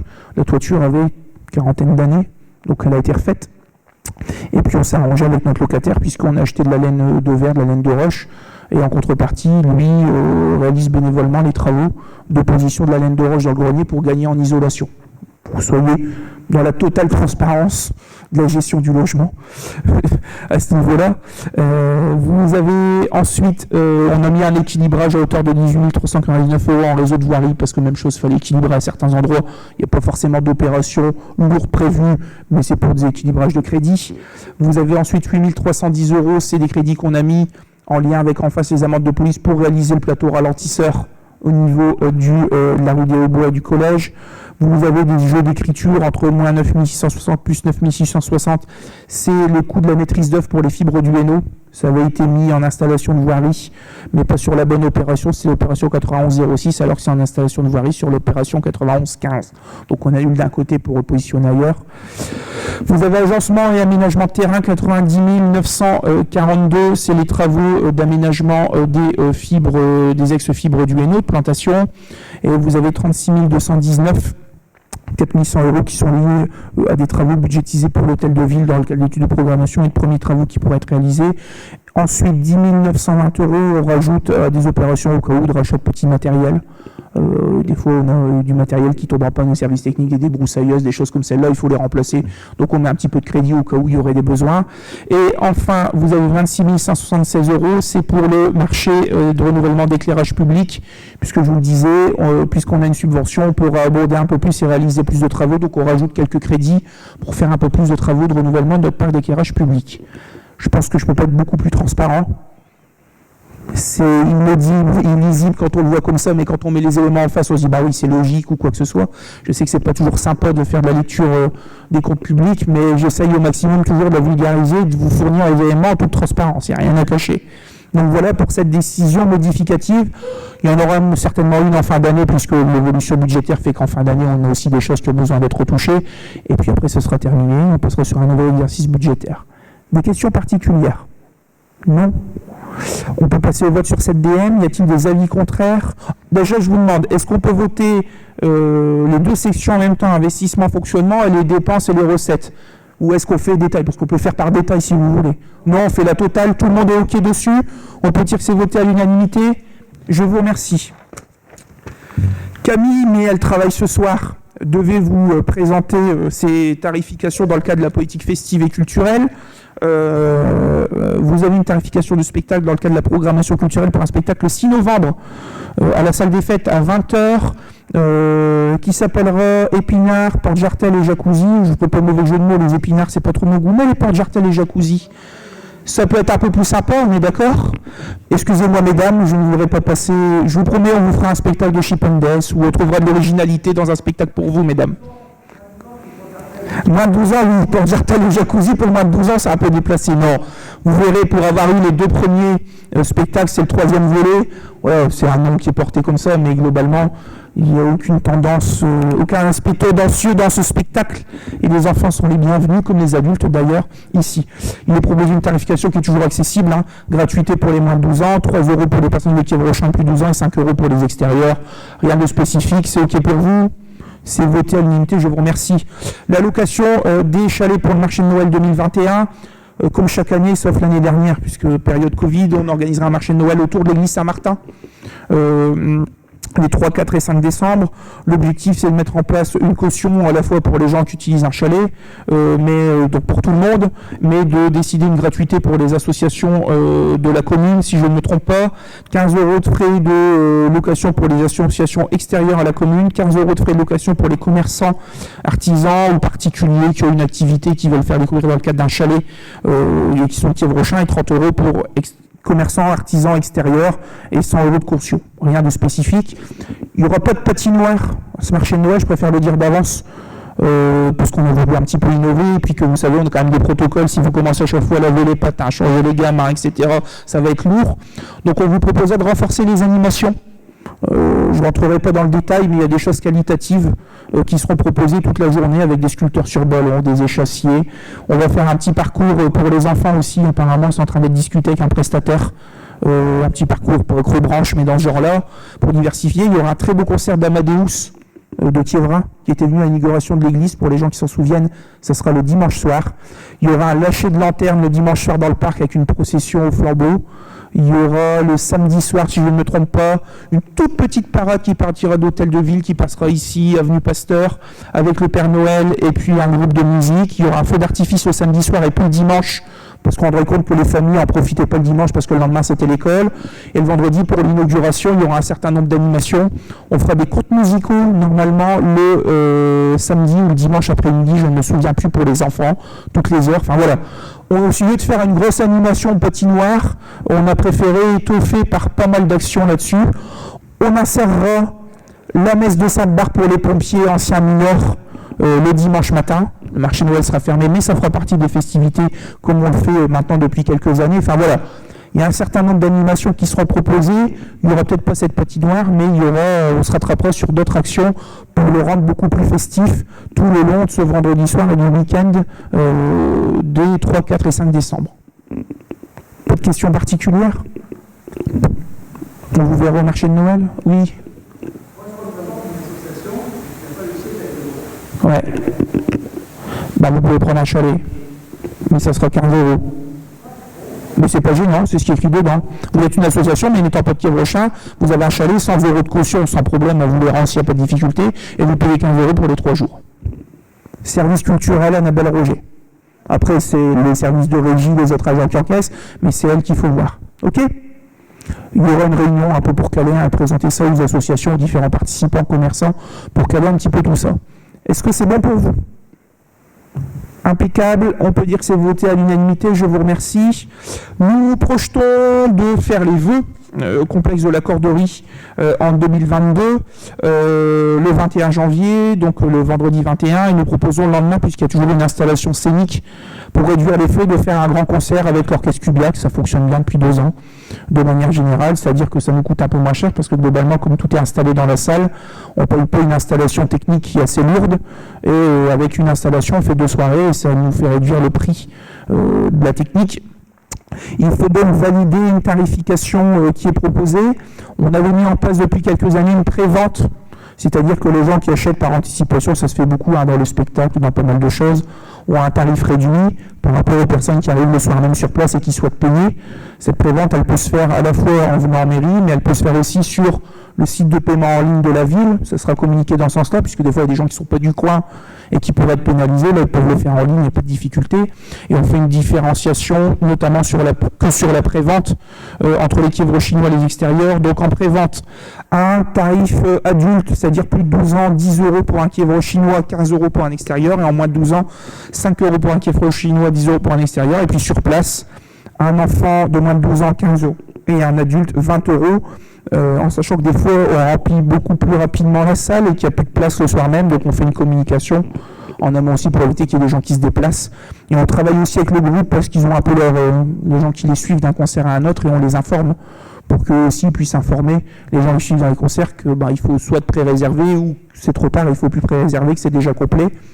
On verra les conditions d'accueil, passe sanitaire, pas passe sanitaire d'ici là. Comment ça s'organisera, comme il y aura de la restauration, on pourra certainement virer les masques, la jauge qu'on pourra installer, enfin voilà. Pour l'instant, vous savez très bien, on a vu que des fois, en quelques semaines, les choses peuvent évoluer très positivement ou très négativement.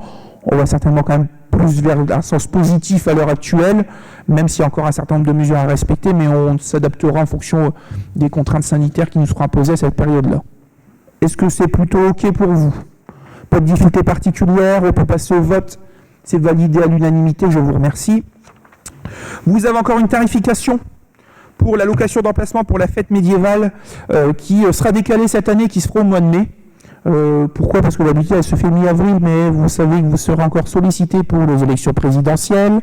Il y a des week-ends de Pâques, des Pentecôtes qui viennent entre deux, rebelote en juin avec les législatives. Donc la fenêtre de tir était limitée. Le week-end des 14 et 15 mai était le week-end le plus adapté, puisqu'il y a aussi les prestataires qui des fois vont dans d'autres fêtes, dans d'autres communes qui les prévoient à ces dates-là.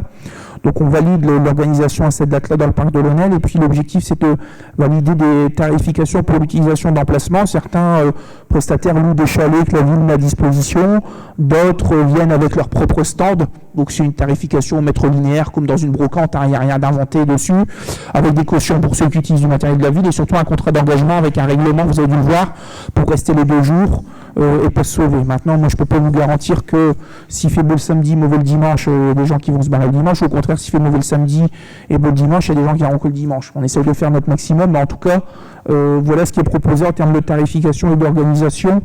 On vous a fourni les formulaires d'inscription, le règlement de la fête médiévale, etc.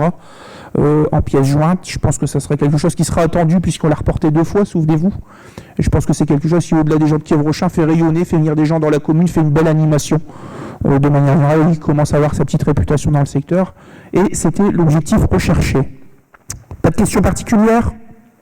Même chose, s'il y a des gens qui ont envie de filer un coup de main, de s'investir, de proposer des choses, rapprochez-vous du service culture et fête avec Annabelle, et on fait le lien ensuite avec Camille sur ces questions-là. C'est voté à l'unanimité, je vous remercie. Nous avons ensuite une délibération qui est liée à une demande de subvention. Je vais laisser présenter Nicole Champion, qui a eu une petite note à ce sujet. On lui a résumé pour pas qu'elle puisse lire toute la délibération, mais voilà. Nicole.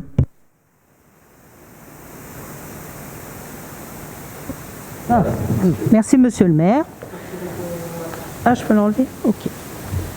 Alors, il s'agit d'une demande de subvention pour l'achat de matériel pour la cantine scolaire. En effet, nous répondons à un appel à projet de l'État dans le cadre du plan de relance sur le volet de la transition agroécologique. Cette demande de subvention à hauteur de 12 469,60 € couvre 100% des dépenses hors taxes pour l'achat de poubelles de tri et de tables de tri à disposer au sein de notre cantine afin de poursuivre les actions de tri et d'éducation à l'éco-citoyenne pour les enfants qui fréquentent la restauration scolaire. Je vous laisse la main, monsieur le maire. Rien de plus à ajouter, je ne vais pas vous lire la délibération, on l'a bien résumé sur cette question-là. Il y a aussi des obligations légales avec Egalim, mais on n'est pas rentré dedans. Souvenez-vous, on avait déjà réduit, on ne peut plus utiliser de bouteilles d'eau, il y avait des fontaines à eau, on en avait discuté. Il y a d'autres actions qui seront menées aussi, et puis dans le cadre du renouvellement du marché dans 2 ans de restauration scolaire, on se remettra à niveau, puisqu'on a des obligations aujourd'hui d'intégrer des circuits courts, du biologique, des choses comme celle-là, et la communauté agglomération propose gratuitement, dans le cadre d'une action groupée, la mise à disposition d'une diététicienne pour nous aider dans le cahier des charges de l'accompagnement de la formulation des menus. J'en profite également pour faire une remarque. Il y a une publication sur le Facebook de la ville sur la diffusion de menus pour les enfants à l'école. En fait, la législation oblige aujourd'hui de faire apparaître tous les allergènes par menu, par aliment, par plat. Vous comprenez donc que c'est un petit peu plus difficile de mettre des affiches dans le temps à l'entrée des écoles. Mais déjà avant, ouais, prenez le micro 2 minutes, sinon on ne va pas vous entendre. C'est pas moi, c'est pour les vidéos. Là, Jean-Pierre, file le micro, ouais.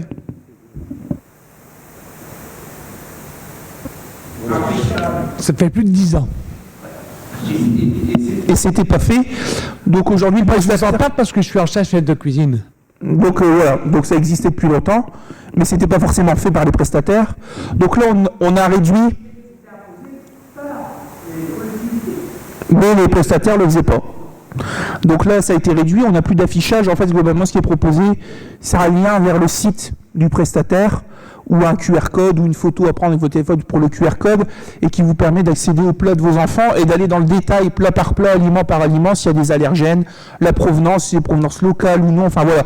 Donc vous comprenez que s'il faut commencer sur déjà des menus, je ne sais pas si ça vous dit quelque chose, mais c'était déjà des petits casiers. Comment ? Dans le détail. D'accord, ça doit être pas mal. Mais ça fait une paire de cartons, non ? Mais l'idée, c'était de vraiment respecter cette disposition légale. Merci pour le fait que ça dure depuis des années et que ça ne se faisait pas. Mais de manière générale, vous comprenez que techniquement, c'était pas possible de le faire dans des tableaux. Donc il y a des choses qui ont évolué. Comme on parle un peu de la cantine, c'était l'occasion de le dire aussi en conseil, même s'il y a eu des publications. Si des parents vous en parlent, l'objectif c'est de le relayer. Le but, c'est pas de ne pas dire aux parents ce qu'on donne à manger à vos enfants, mais bien au contraire, mais que la solution technique d'un affichage par tableau est plus possible. Voilà. Des questions spécifiques. On nous couvre 100% de nos dépenses hors taxes. On le prend. Pas de problème particulier, c'est rare des subventions à 100%. On peut faire cette demande et valider cette demande à l'unanimité, c'est bon pour tout le monde ? Très bien, je vous remercie. Vous avez Nicole encore qui a présenté des modifications de tarification des accueils collectifs pour mineurs périscolaires. Merci, monsieur le maire. Cette délibération ne change pas les tarifs, mais vient actualiser les nouveaux horaires d'école périscolaire, puisque les horaires des écoles maternelles et de l'école élémentaire ont évolué, entraînant par logique un changement des horaires d'accueil du périscolaire. Il était donc nécessaire de bien valider par une délibération les tarifications sur ces nouveaux horaires. Nous profitons de cette délibération pour inclure également une tarification ajustée en cas de dépassement du temps de présence de l'enfant par rapport au temps d'inscription prévu initialement par les parents. Ceci permettra de mieux responsabiliser les parents lors de la réservation des créneaux. Je laisse la main à monsieur le maire. Ouais, rien de spécial, effectivement, changement d'horaire à l'école, donc changement du périscolaire, pas changement de coût. Avant, ça commençait à 6h30, ça commence à 6h15 maintenant, par exemple, de manière générale. Le seul changement, effectivement, c'est ce qu'on disait, il y a un ajout pour les parents qui arrivent en retard, qui sont retardataires, puisque les parents réservent à l'avance. L'objectif, c'est de caler au maximum. Nous, on cale nos animateurs, notre organisation en fonction de ça. Si à chaque fois, vous avez 5-6 gamins, les parents, finalement, il y a la garderie, j'irai rechercher une demi-heure plus tard, c'est pas possible. Donc, on est dans quelque chose où on aura un aspect un peu plus coercitif, même si on est limité dans le type de coûts qu'on peut mettre, on peut pas les faire exploser. Mais pour dire aux parents, voilà, maintenant, votre gamin reste plus longtemps, c'est pas forcément le coût horaire initial, c'est un coût horaire majoré et soyez beaucoup plus attentifs. C'est très rarement arrivé qu'un parent oublie de venir rechercher son enfant. C'est plutôt mon gamin il doit finir à 17h, mais je viendrai à 17h30. Vous voyez, c'est ce genre de choses. Après, quand on était en fin de service, ça arrivait une fois ou deux, mais pour des raisons vraiment extrêmes, hein, difficultés ou quoi que ce soit, pas volontaire du tout. Donc voilà, mais ça a été fait dans ce sens-là. Pas de souci particulier. Rien de bien spécial non plus là-dessus. Nous avons ensuite des subventions aux associations. C'est les 30% restants. Il n'y a rien de spécial, souvenez-vous, dans la majoration, puis les activités hors prise. Je vais laisser Patrice les présenter, même s'il n'y a pas de difficulté particulière. On fera très simplement attention aux gens qui sont membres dans les associations, les gens qui portent un pouvoir. Donc il faudra faire très très attention. J'avais dit Jean-Marc, attention parce qu'il y a le pouvoir de Damien à l'amicale des sapeurs-pompiers. Toi tu fais partie de l'amicale des pompiers aussi. Odile, au Seigneur Dynamique. Après moi je vois rien d'autre dans les assos en administrateur ou quoi que ce soit. Ok. Patrice.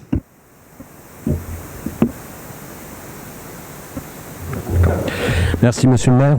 Donc comme il était convenu, s'il y avait une reprise des activités associatives, et bien heureusement c'est le cas, nous octroyons dans ce conseil municipal les 30% restants afin de finaliser les subventions de base qui étaient prévues cette année. Donc voilà, je vais commencer donc par l'association sportive de Quiévrochin, tennis de table ASQTT, 840 €. Y a-t-il des abstentions, ouais. Des avis contraires? C'est bon pour vous? Très bien. C'est voté. Après, il y a le judo club, 2100 €. Y a-t-il des abstentions, des avis contraires? C'est voté. La pétanque de Quiévrochin, 900 €. Abstention, avis contraire? C'est voté. Quiévrochin tennis club, 1200 €. Y a-t-il des abstentions, des avis contraires? C'est voté. Quiévrochin pêche compétition, 450 €. Abstention, avis contraire? C'est voté. Les Grizzlies du Hainaut, 840 €. Des abstentions, des avis contraires? C'est voté. Peut-être une remarque sur les Grizzlies. Ils ont fait une demande exceptionnelle de 1000 € dans le cadre de leur tournoi international ici, qui se déroulera le 12 novembre, si je ne me trompe pas. C'est le 11, 11-12. Ouais, c'est ça. On les a orientés avant de délibérer, c'est pas qu'on ne veut pas les aider, mais vers les conseillers départementaux qui ont des enveloppes qui s'appellent AIL. Donc ils sont en train de regarder, voir s'il y a encore des crédits disponibles et si c'est pas trop tard dans l'année aussi, puisqu'ils sont liés aux années budgétaires, on est déjà une période avancée. S'ils peuvent le faire, ils le feront, partiellement ou totalement. S'ils peuvent pas le faire, on le proposera à un prochain conseil de pouvoir leur filer un petit coup de main sur cette demande exceptionnelle liée à ce gros tournoi international. Pardon. On continue. L'Union sportive de Quiévrochin, l'USQ, 2850 €. Des abstentions, des avis contraires, c'est voté. Alors, les Amis de la Gaule, 600 €. Abstention, avis contraire, c'est voté. Le Secours populaire, 450 €. Abstention, avis contraire, c'est voté.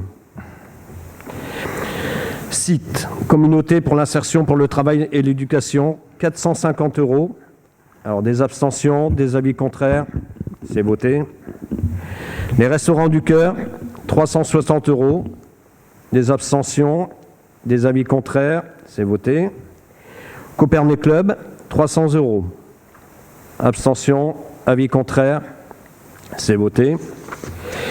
Les Colombophiles, 90 €. Abstention, avis contraire, c'est voté. Le don du sang, 120 €. Abstention, avis contraire, c'est voté. Alors, l'association des activités artistiques sans frontières, 600 €. Des abstentions, des avis contraires, c'est voté. Les anciens combattants, et là j'ai une petite pensée pour Michel Awa, qui n'est plus là, qui n'est plus de ce monde. Alors pour les anciens combattants, c'est 300 €. Des abstentions, des avis contraires, c'est voté. Odile Bricou quitte la salle. Enfin, ne participe pas au vote, du moins. Non, restez, mais participe pas au vote. Camille, comme tu peux pas porter. Donc voilà. Donc ça sera sans Odile Bricou et Camille Coquelet qui avait donné un pouvoir à Mme Bricou sur celle-là. Vas-y. Donc pour les seniors dynamiques, 600 €. Des abstentions, des avis contraires, c'est voté. Sport et loisirs pour tous, 390 €. Des abstentions, des avis contraires, c'est voté. Les majorettes, les blancs moineaux, 405 €. Des abstentions, des avis contraires, c'est voté. Quiévrochin d'hier et d'aujourd'hui, 360 €. Abstention, avis contraire, c'est voté. L'amicale des pompiers, Fabrice Zelka participe pas au vote et Jean-Marc Moreau parce qu'il représente Damien. Donc ça fera 3 personnes en moins qui participent pas au vote. Vas-y, Patrice. Donc amicale des pompiers, 390 €. Les abstentions, des avis contraires, c'est voté. Et enfin, RC Tank Work, 300 €. Abstention, avis contraire, c'est voté. Impeccable. Merci à vous. On passe à la délibération suivante. C'est une demande de financement au titre de l'appel à projet de la biodiversité communale seconde session. On avait déjà délibéré en cours d'année, on n'avait pas été retenu. On a eu un retour en disant qu'il y avait trop de projets pas retenus. Il y a un deuxième appel à projet dans les mêmes conditions. L'objectif, c'est de redéposer un dossier. Ça nous a permis, entre-temps, de pouvoir travailler. Je regarde la DGS qui est derrière, mais avec le parc naturel Scarpesco. Comment ? Allez, de l'autre côté, Scarpesco, parc naturel du secteur, pour pouvoir étoffer un petit peu notre dossier dessus et avoir plus de chance. Mais on n'est pas non plus les personnes qui prennent la décision d'octroyer ou pas cette demande de subvention à la commune. Donc c'était dans les mêmes conditions que ce qu'on vous avait proposé. Je me souviens plus de la somme. On était à 80% hors taxe. C'est un truc autour de 20 000 €, je crois, si je ne me trompe pas, couvert à 80%. Auprès de l'Office français de la biodiversité. Donc voilà, rien n'a évolué depuis. L'objectif, c'est de bien revalider le fait qu'on veut bien déposer un dossier pour cette deuxième session d'appel à projet. Pas de difficulté particulière. On peut passer au vote. C'est l'unanimité, je vous remercie. Nous avons ensuite une proposition d'organigramme non nominative, puisque je rappelle qu'un organigramme nominatif, c'est toujours très complexe. Je donne un exemple, quelqu'un qui a une main qui est au service technique et aux espaces verts. Il y a moins de travaux, il faut aller à la voirie bâtiment et dire attendez, moi mon nom il est aux espaces verts et pas au bâtiment, j'y vais pas. C'est un peu plus compliqué. Donc il est non nominatif, mais l'objectif c'est d'avoir une idée.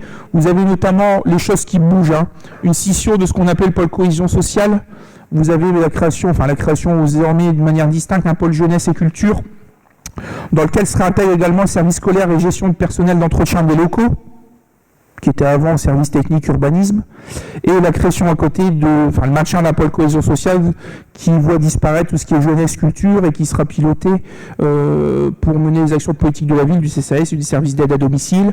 Cet organigramme est transitoire, je pense que d'ici 1 an ou 2 on le retouchera, puisque tout ce qui est lié pôle service à la population disparaîtra et sera rattaché à ce qu'on a au pôle juste à côté, administratif, financier et service à la population. Il n'y en aura qu'un seul. C'est aussi dans le cadre de mouvements suite à des départs en retraite. Il y a des gens qui ont des compétences qui interviennent sur certains sujets. L'objectif, c'est qu'on ne remplace pas forcément tout le monde, ou on fait évoluer, on parlait tout à l'heure de souplesse, un certain nombre de sujets. C'est des choses qui pourront encore évoluer. Donc l'objectif, c'était de faire cet organigramme transitoire de manière générale. Sur le reste, la direction générale chargée de projets d'aménagement, les communications, relations publiques, cabinets, etc. Rien n'a été modifié de manière substantielle. Je rappelle également que l'organigramme distingué du tableau des effectifs. Parce que des fois, des choses apparaissent dans un organigramme, mais il n'y a pas forcément le poste qui est pourvu de manière générale, si vous regardez bien le tableau des effectifs et qui vous est proposé.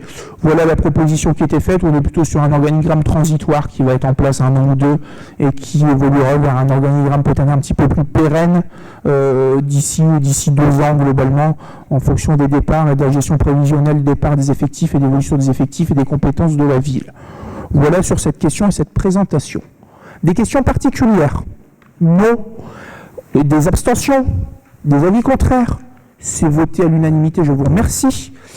Nous avons ensuite, dans le cadre des ressources humaines, mais puisque c'est lié au fonctionnement de l'école, je vais laisser Nicole Champion intervenir encore une fois. Merci, monsieur le maire. Il s'agit ici d'une délibération qui permet de pouvoir recruter des enseignants afin d'assurer l'encadrement des enfants pendant la pause méridienne. Ceci concerne particulièrement les élèves de l'école élémentaire Jean-Marie Brison et vient en complément de l'encadrement et des activités périscolaires proposées par les animateurs de la ville.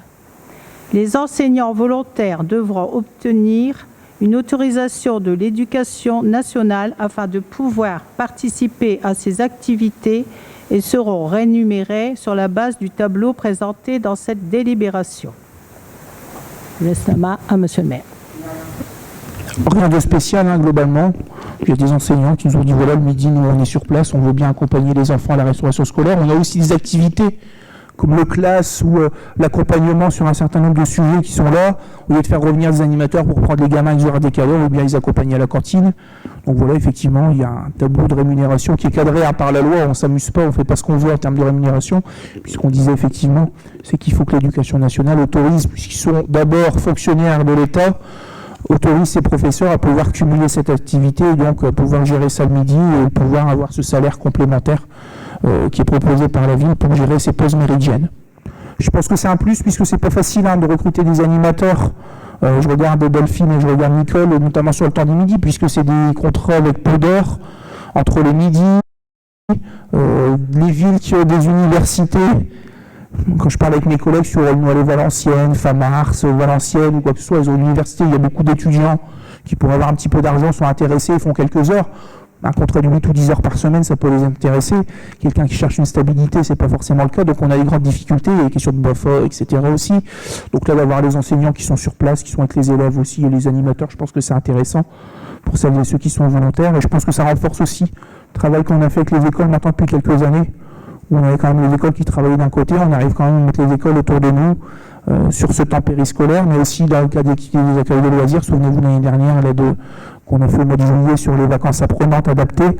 Je pense que c'est important de faire un lien et d'avoir cette politique éducative et d'animation non pas limitée en disant il y a l'école et il y a ce qui se fait autour de l'école, mais il y a un projet global avec les établissements pour les jeunes enfants, avec les assistantes maternelles au plus jeune âge, et puis les écoles maternelles, puis l'école élémentaire. On n'a pas de lycée, collège pour le département, c'est pas toujours facile parce que c'est pas notre compétence, mais de faire des liens avec les services municipaux et les différents partenaires, je pense que c'est intéressant. C'est une délibération qui va dans ce sens-là aussi. Merci. Je ne sais pas s'il y a des questions particulières. Rien, c'est classique, c'est rapide aussi. Pour qu'il y ait de débat ou polémique sur ces questions-là. On peut dire que c'est voté à l'unanimité. Je vous remercie. Vous avez une délibération importante sur l'organisation du temps de travail à compter du 1er janvier. Vous savez que le législateur a fait évoluer la loi et demande aux fonctionnaires 35 heures, ce qui représente un quota de 1707 heures par an. Il y a eu, je remercierai les gens de l'équipe qui ont travaillé sur le sujet, Régis Ducrot, Frédéric Tourillon, si je ne me trompe pas, qui ont été deux élus, qui ont fait partie du dialogue social qui a été mis en place par la directrice générale. Techniquement, Frédéric Dumont à l'époque, qui nous a quittés, qui est parti à Carouble, et qui est remplacé par Anne du Château à l'époque, nous ce soir, mais je pense qu'elle viendra un de ces quatre se présenter, notamment quand on votera les budgets, qui ont travaillé, donc deux élus, deux techniciens avec les représentants du personnel pour essayer de trouver un accord. Ça n'a pas toujours été facile, on ne va pas rentrer dans le détail. On a essayé aussi de travailler ensemble d'un commun accord pour sonder le personnel, faire des propositions, puisque de manière générale, passer aux 35 heures, c'est la suppression quand même de 12 jours de manière sèche, comme ça, de congés localement. Donc on avait fait des propositions, on ne rentrerait pas dans le détail, mais de compensation, d'organisation, de RTT ou quoi que ce soit. Globalement, il y avait trois options, une option plutôt cool, une intermédiaire, et puis une raide en disant on passe aux 35 heures. On a sondé le personnel. Il y a une participation importante des agents, je n'ai plus en tête, je ne sais pas si vous vous souvenez. 80% des agents ont fait un retour du questionnaire, pour dire d'avoir une idée, et majoritairement 60%, si je ne me trompe pas, 62%. 65% du personnel nous a dit on passe aux 35 heures de manière pure, dure, sèche, raide. Ça fait l'objet de débats en CT. Nous, on estimait que sur le sujet, nous, on a ouvert des propositions aux syndicats d'animer avec leurs collègues le débat sur le sujet, dire voilà, c'est comme une campagne électorale. Le gouvernement, l'État met les règles pour les élections. Après, les candidats s'organisent, déposent leur candidature et c'est à eux d'animer et puis de faire trancher leur proposition. C'était le rôle des syndicats. Ils ont animé le débat, plus ou moins. Je ne rentrerai pas dans le détail non plus sur le sujet. Ce n'est pas un sujet qui nous regarde directement. Et puis, le retour qu'il y a eu, c'était on passe aux 35 heures en direct. Ça a été proposé dans ce sens-là, puisque c'est l'avis majoritaire en comité technique, où on a eu des débats aussi assez longs dessus. Il n'empêche que ça a été validé non pas à l'unanimité, mais à la majorité presque totale. Aujourd'hui, on est obligé de le valider en conseil municipal. Je voudrais quand même souligner une chose importante, c'est que même si on n'est pas toujours d'accord, on a quand même un climat, un dialogue social de qualité dans la commune, il faut le dire. Le service ressources humaines y est pour beaucoup, les représentants du personnel jouent le jeu aussi, même si des fois c'est théâtral ou quoi que ce soit, mais ça fait partie aussi du dialogue social de manière générale, mais on arrive toujours, je veux dire, il n'y a pas de climat de défiance. Je regarde des fois d'autres collectivités plus petites ou plus grandes où c'est très très tendu et il y a des annonces par presse interposées, ça a peut-être été le cas à une époque ici, je le reconnais. En tout cas, on a reposé un petit peu les règles. Aujourd'hui, ça va beaucoup mieux. Parce qu'on a des gens qui ont conscience aussi, qui sont dans une collectivité. Je pense qu'en tant que collectivité, on n'a pas à rougir. Parce qu'on a fait un gros boulot en tant qu'employeur. Hein. On avait mis en place un service RH. On a rattrapé du temps, les entretiens individuels et les plans de formation. Je peux vous dire qu'on a présenté le rapport social unique. Les crédits de formation que la collectivité développe pour ses agents sont quand même très loin d'être limités. Mais les agents le saisissent aussi, puisque c'est un devoir des fonctionnaires aussi de se former. Mais on joue notre jeu en tant qu'employeur.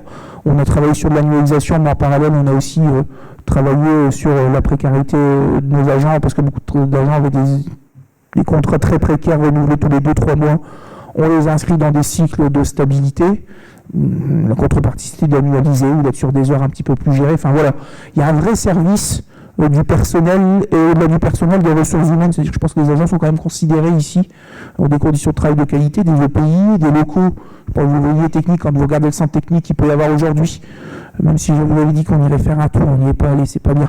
Mais il faudrait qu'on aille voir et qu'on vous montre un petit peu les conditions dans lesquelles ils travaillent par rapport à ce qu'il y avait aux ateliers municipaux, aux espaces verts, c'est le jour et la nuit. Enfin voilà, il y a des efforts qui sont faits, qui sont mis en place et je pense que on joue notre part en tant qu'employeur, on ne considère pas les agents de la ville uniquement comme des gens qui viennent travailler et puis c'est tout. On a un rôle important et je pense que si les gens qu'on a en face de nous, de représentants du personnel, en ont conscience et jouent le jeu à ce niveau-là et c'est très bien. Voilà, je pense que c'était l'occasion d'en parler. La deuxième chose que je voulais dire aussi, c'est qu'on n'est pas en retard. Pour une petite ville, qui n'a pas des moyens importants, quand je vois des villes avec des gros services de ressources humaines très importants, avec du personnel, des choses comme celle-là, des villes qui n'ont pas encore entamé les débats. Normalement, le législateur nous dit au 1er janvier 2022, ça doit être fait. Nous, on l'a anticipé, on a pu se donner le temps de le faire aussi, ça n'a pas été dans un calendrier tonitruant, qui fait qu'aujourd'hui, les délibérations sont prises en temps et en heure, et au 1er janvier, on sera prêt. On sera prêt. Alors, je ne ferai pas de paraphrase, mais c'est pas Marseille ici. J'ai rien dit. De manière générale. Comment ? Lyon aussi. Oui, il y avait un reportage hier soir où c'était assez folklorique. Donc voilà. Alors moi, je peux comprendre que le personnel, ses heures de travail et les acquis qui ont pu être mis en place, ils puissent les défendre. Je pense que la part des collectivités s'est trouvée aussi. Il y a des moyens, il y a des consensus qui peuvent être trouvés. Mais quand on est représentant du personnel, bloquer ces processus-là, il faut comprendre que les élus sont obligés de les mettre en place. Voilà. Il faut faire cette part du chemin-là, mais il faut que les élus aussi fassent leur part du chemin en disant on se met à la place du personnel qui voit des acquis sociaux qui se diminuent et que je pense qu'il y a des solutions qui peuvent être trouvées d'équilibre entre les deux qui ne sont pas tout le temps. Et que ce n'est pas en fuyant les uns les autres nos responsabilités qu'on trouvera une solution, parce qu'à un moment ces villes-là elles vont se prendre une descente sèche de la préfecture et vous allez voir que ça ne sera pas forcément très sympa pour les élus et encore moins pour le personnel. Vous le verrez, on en reparlera. Enfin voilà, ce n'est pas le cas ici, on peut s'en réjouir. Je suis pas toujours en train de... Je pense pas qu'il faut toujours se jeter des fleurs, mais c'est ce sujet-là de ressources humaines. Les élus qui étaient là sur le mandat précédent le savent très bien, on revient de très très loin, parce qu'il n'y avait pas les moyens qui étaient débloqués en termes de temps pour le personnel, etc. Aujourd'hui, on n'est plus dans cette situation-là. Pas de questions particulières ? Des abstentions, des avis contraires ? C'est voté à l'unanimité, je vous remercie. Je vous propose de regrouper les délibérations 6.1, 6.2 qui concernent le SIDEN-SIAN entre des communes qui quittent et des communes qui adhèrent. C'est la valse des syndicats, notamment en assainissement. Vous savez que la législation a évolué entre ceux qui vont rejoindre des agglos, d'autres qui restent dans d'autres syndicats. Donc forcément, on est sur une actualité comme celle-là. On peut valider les retraits, on peut valider les adhésions. Ça pose de problème à personne. Très bien. La 7.1, elle est retirée, elle sera proposée au prochain conseil, on vous l'avait dit. Et nous avons 2 sessions de terrain ensuite.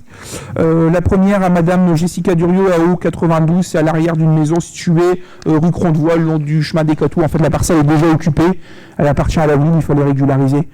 C'est une parcelle qui n'est pas constructible, on fait une proposition à 15 € du mètre carré, voilà, rien de spécial.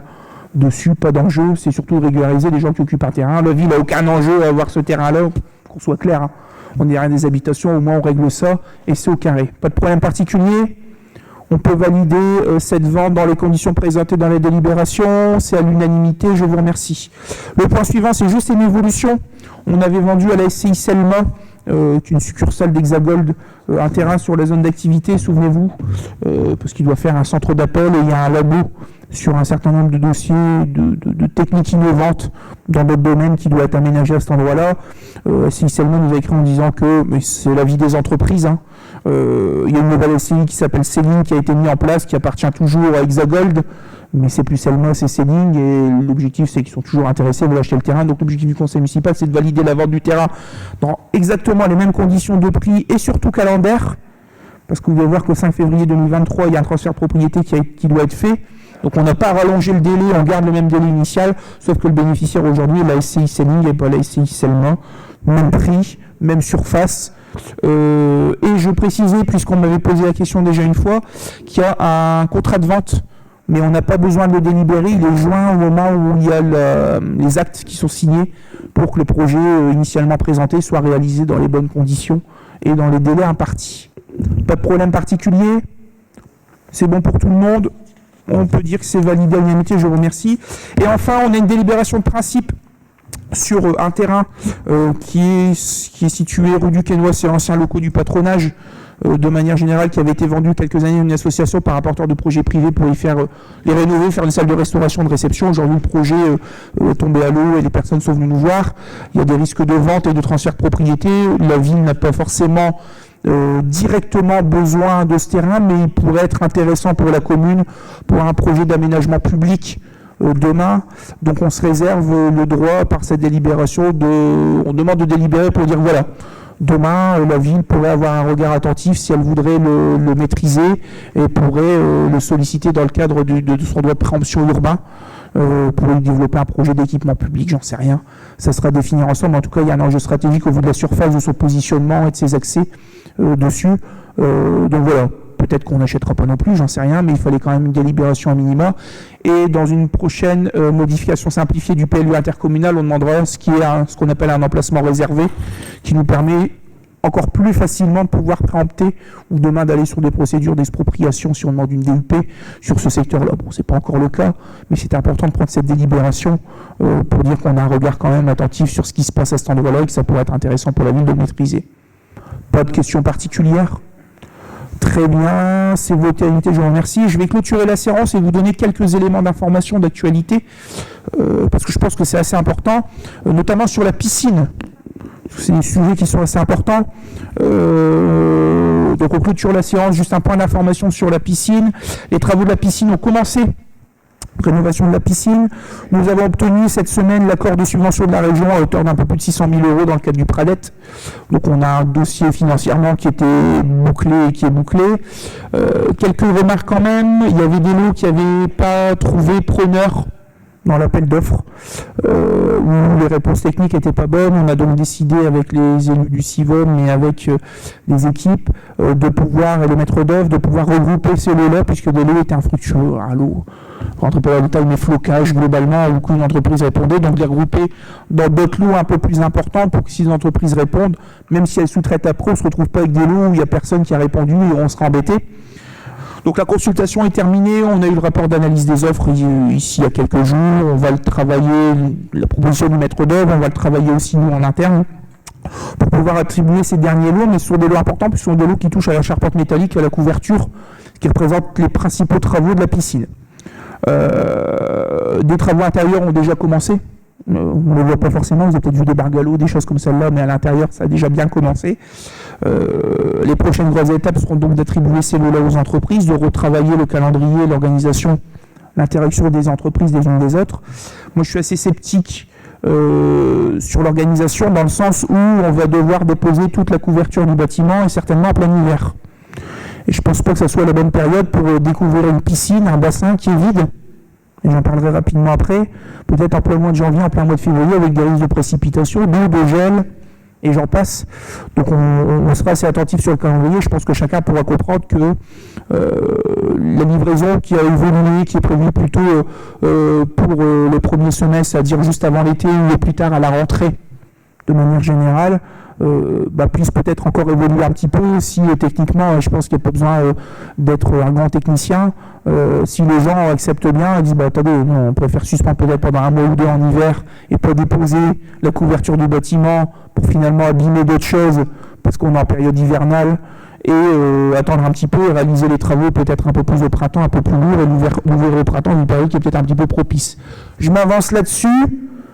N'y voyez pas d'aspect vicieux. J'en ai aucune idée. Peut-être que ça se passera finalement bien, qu'on tombera sur des périodes de dépose au printemps et qu'on pourra faire d'autres choses avant dans la piscine, j'en sais rien. L'évolution du calendrier n'a pas été définie, mais en tout cas, puisque ça devait être prévu normalement ici à la rentrée ou sur une période un peu automnale, qui finalement a été plutôt correcte d'ailleurs en termes de précipitation, ce serait bien passé. Là, on va tomber sur des calendriers décalés en hiver, c'est un peu plus compliqué. La deuxième chose, c'est que les entreprises, et ça vous devez regarder les journaux, voir la société, nous faire monter deux choses. Elles ont des difficultés d'approvisionnement sur certaines matières premières qui viennent impacter aussi le déroulement de notre chantier. Elles ont aussi des difficultés dans le sens où les prix explosent d'une semaine à l'autre. Des fois, vous avez des augmentations de 20 à 30%. Et que sur le budget initial qui avait été prévu et chiffré il y a un peu plus d'un an maintenant, on a quand même des hausses significatives, notamment sur les lots actuels qui n'ont pas été attribués. Voilà. Des lots comme la charpente qui représentait 750 000 €, 800 000 € d'estimatif, on est sur des offres qui sont passées de 700 à 950 000 € hors taxe. Voilà, ça c'est inhérent aux volontés du CIOM et des entreprises. Je ne veux pas dire qu'elles s'amusent, elles répercutent l'augmentation des matières premières. Quelqu'un qui fait de la charpente métallique ou qui fait de la couverture, il y a une grosse partie de son prix de prestation qui est liée au coût des matières premières dont il a besoin pour réaliser son chantier. Donc ça, c'est une réalité. Donc ça aussi va impacter fortement la réalisation du chantier. Financièrement, on avait quand même prévu une marge de manœuvre assez importante à hauteur de 250 000 €. S'il y avait des imprévus, des choses comme celle-là, donc on pourrait l'encaisser. Et puis aussi, on a des retouches techniques. Je vous avais déjà dit que ça touchait l'enveloppe du bâtiment, qu'on refaisait le hall d'accueil qui avait vécu un incendie, mais qu'on ne touchait pas forcément au vestiaire à l'heure actuelle, pour des questions financières aussi, mais que si on avait de bonnes nouvelles assez rapidement, on pourrait retoucher au vestiaire, même si la piscine est déjà réouverte, on suspendrait quelques semaines et on referait les vestiaires, on s'en va que la haute vestiaire, donc voilà. C'est des travaux plutôt d'installation de mobilier intérieur, de cabines, de choses comme celle-là, de réfection du sol, des carrelages, puisque le carrelage va être refait ailleurs, on va le remettre au bout du jour, mais qu'on n'est pas sur des travaux lourds lorsqu'on fait des couvertures, du traitement de l'air, de la chaudière, des réfections de plage, enfin voilà, ça prend moins de temps, et ça pourrait se faire dans un deuxième temps. En tout cas, on a changé un petit peu la donne, notamment sur la réfection des carrelages du hall bassin, puisque sur le hall bassin, les carrelages devaient juste être rejointoyés, on devait reposer un vernis antidérapant. Or, aujourd'hui, pour le déroulement du chantier, on a dû faire des analyses des sols béton. Je suis désolé d'être technique, mais il faut le comprendre. On refait une piscine, c'est compliqué. Des sols béton, puisque tout le site est suivi de sanitaire. Et demain, les entreprises vont venir avec des nacelles, et donc avec des poids de charge au mètre carré assez lourd. On voulait être sûr que dans le procédé, techniquement, ça ne viendrait pas fragiliser les bétons, les plages, les bassins aussi, de manière générale. Donc on a fait des études béton qui sont très rassurantes, qui nous permettent d'une part, qui nous ont permis de vider les bassins. Parce que généralement, on me dit que si on vide les bassins d'une piscine, au bout de 15 jours, vous avez un système de contrepoids, etc. Et que les bassins peuvent, entre guillemets, se fissurer. Là, c'est pas le cas, parce que les structures béton des bassins sont en extrême bon état. La construction 77 avait anticipé une norme en termes de structure béton qui a été validée en 2003. Vous imaginez, il y avait quand même une solidité, une manière de faire à l'époque fortement anticipée. Il y a d'autres piscines où ça a été l'inverse, les bétons ont été faits n'importe comment, elles sont fermées aujourd'hui. Et puis nos systèmes de bassin en fait sont complètement étayés. Donc en fait, puisqu'on était sur des sols instables, la piscine a été construite, c'est des terres qui ont été rapportées. Si vous mettez d'ailleurs dans le chemin, dans le sentier qui mène au Corbeau, vous allez voir à quelle hauteur est la piscine par rapport à la hauteur du cimetière ou à l'hauteur naturelle des pâtures qu'il y a derrière. Donc c'était des sols instables, donc je pense qu'il avait été recommandé, c'était de fortement étayer l'équipement pour éviter des mouvements s'il y avait des gonflements d'argile ou des choses comme celle-là juste après la construction. Donc pas de difficulté béton sur les plages, sauf qu'on a quelques infiltrations des eaux, pas des eaux de piscine, mais des eaux de nettoyage dessus. Ces études béton ont permis de valider des process avec des nacelles qui vont faciliter l'organisation du chantier, mais ont permis de dire aussi, bon voilà, on a tapé dans certains carrelages, et puis il y aurait besoin quand même si on a quelques défauts d'étanchéité à droite à gauche, de refaire l'étanchéité de la chape béton des plages et des carrelages de la piscine. Donc le choix initial qui était juste de remettre un vernis, de refaire les joints, est en train d'être revu et remplacerait peut-être l'ensemble des carrelages, ce qui nous permettrait d'une part de donner un coup de jeune aussi à l'équipement en plus de ce qui était déjà prévu, puisqu'on refait les toitures, on refait les bardages, il manquait que le sol. Donc on retravaillerait sur des carrelages d'une autre coloris que le fameux marron d'époque, etc. C'est peut-être un petit coût supplémentaire, mais qui peut être absorbé dans l'économie, puisque comme on refait les carrelages, il n'y a plus besoin de les protéger autant qu'on devait les protéger avant. Il y avait des plaques en bois, etc. S'il y avait des chutes ou quoi que ce soit, là, s'il casse parce qu'on va les déposer. Donc, économie sur la protection et le déroulement du chantier, mais aussi la possibilité, et là, c'est un petit surcoût, de pouvoir bien réétanchéifier nos chapes, éviter les petits points d'infiltration qu'on avait à droite à gauche sur nos plages qui ont été sortis par l'étude béton, et donc de sécuriser vraiment, de faire une action pérenne sur notre bâtiment, quoi, et d'en profiter.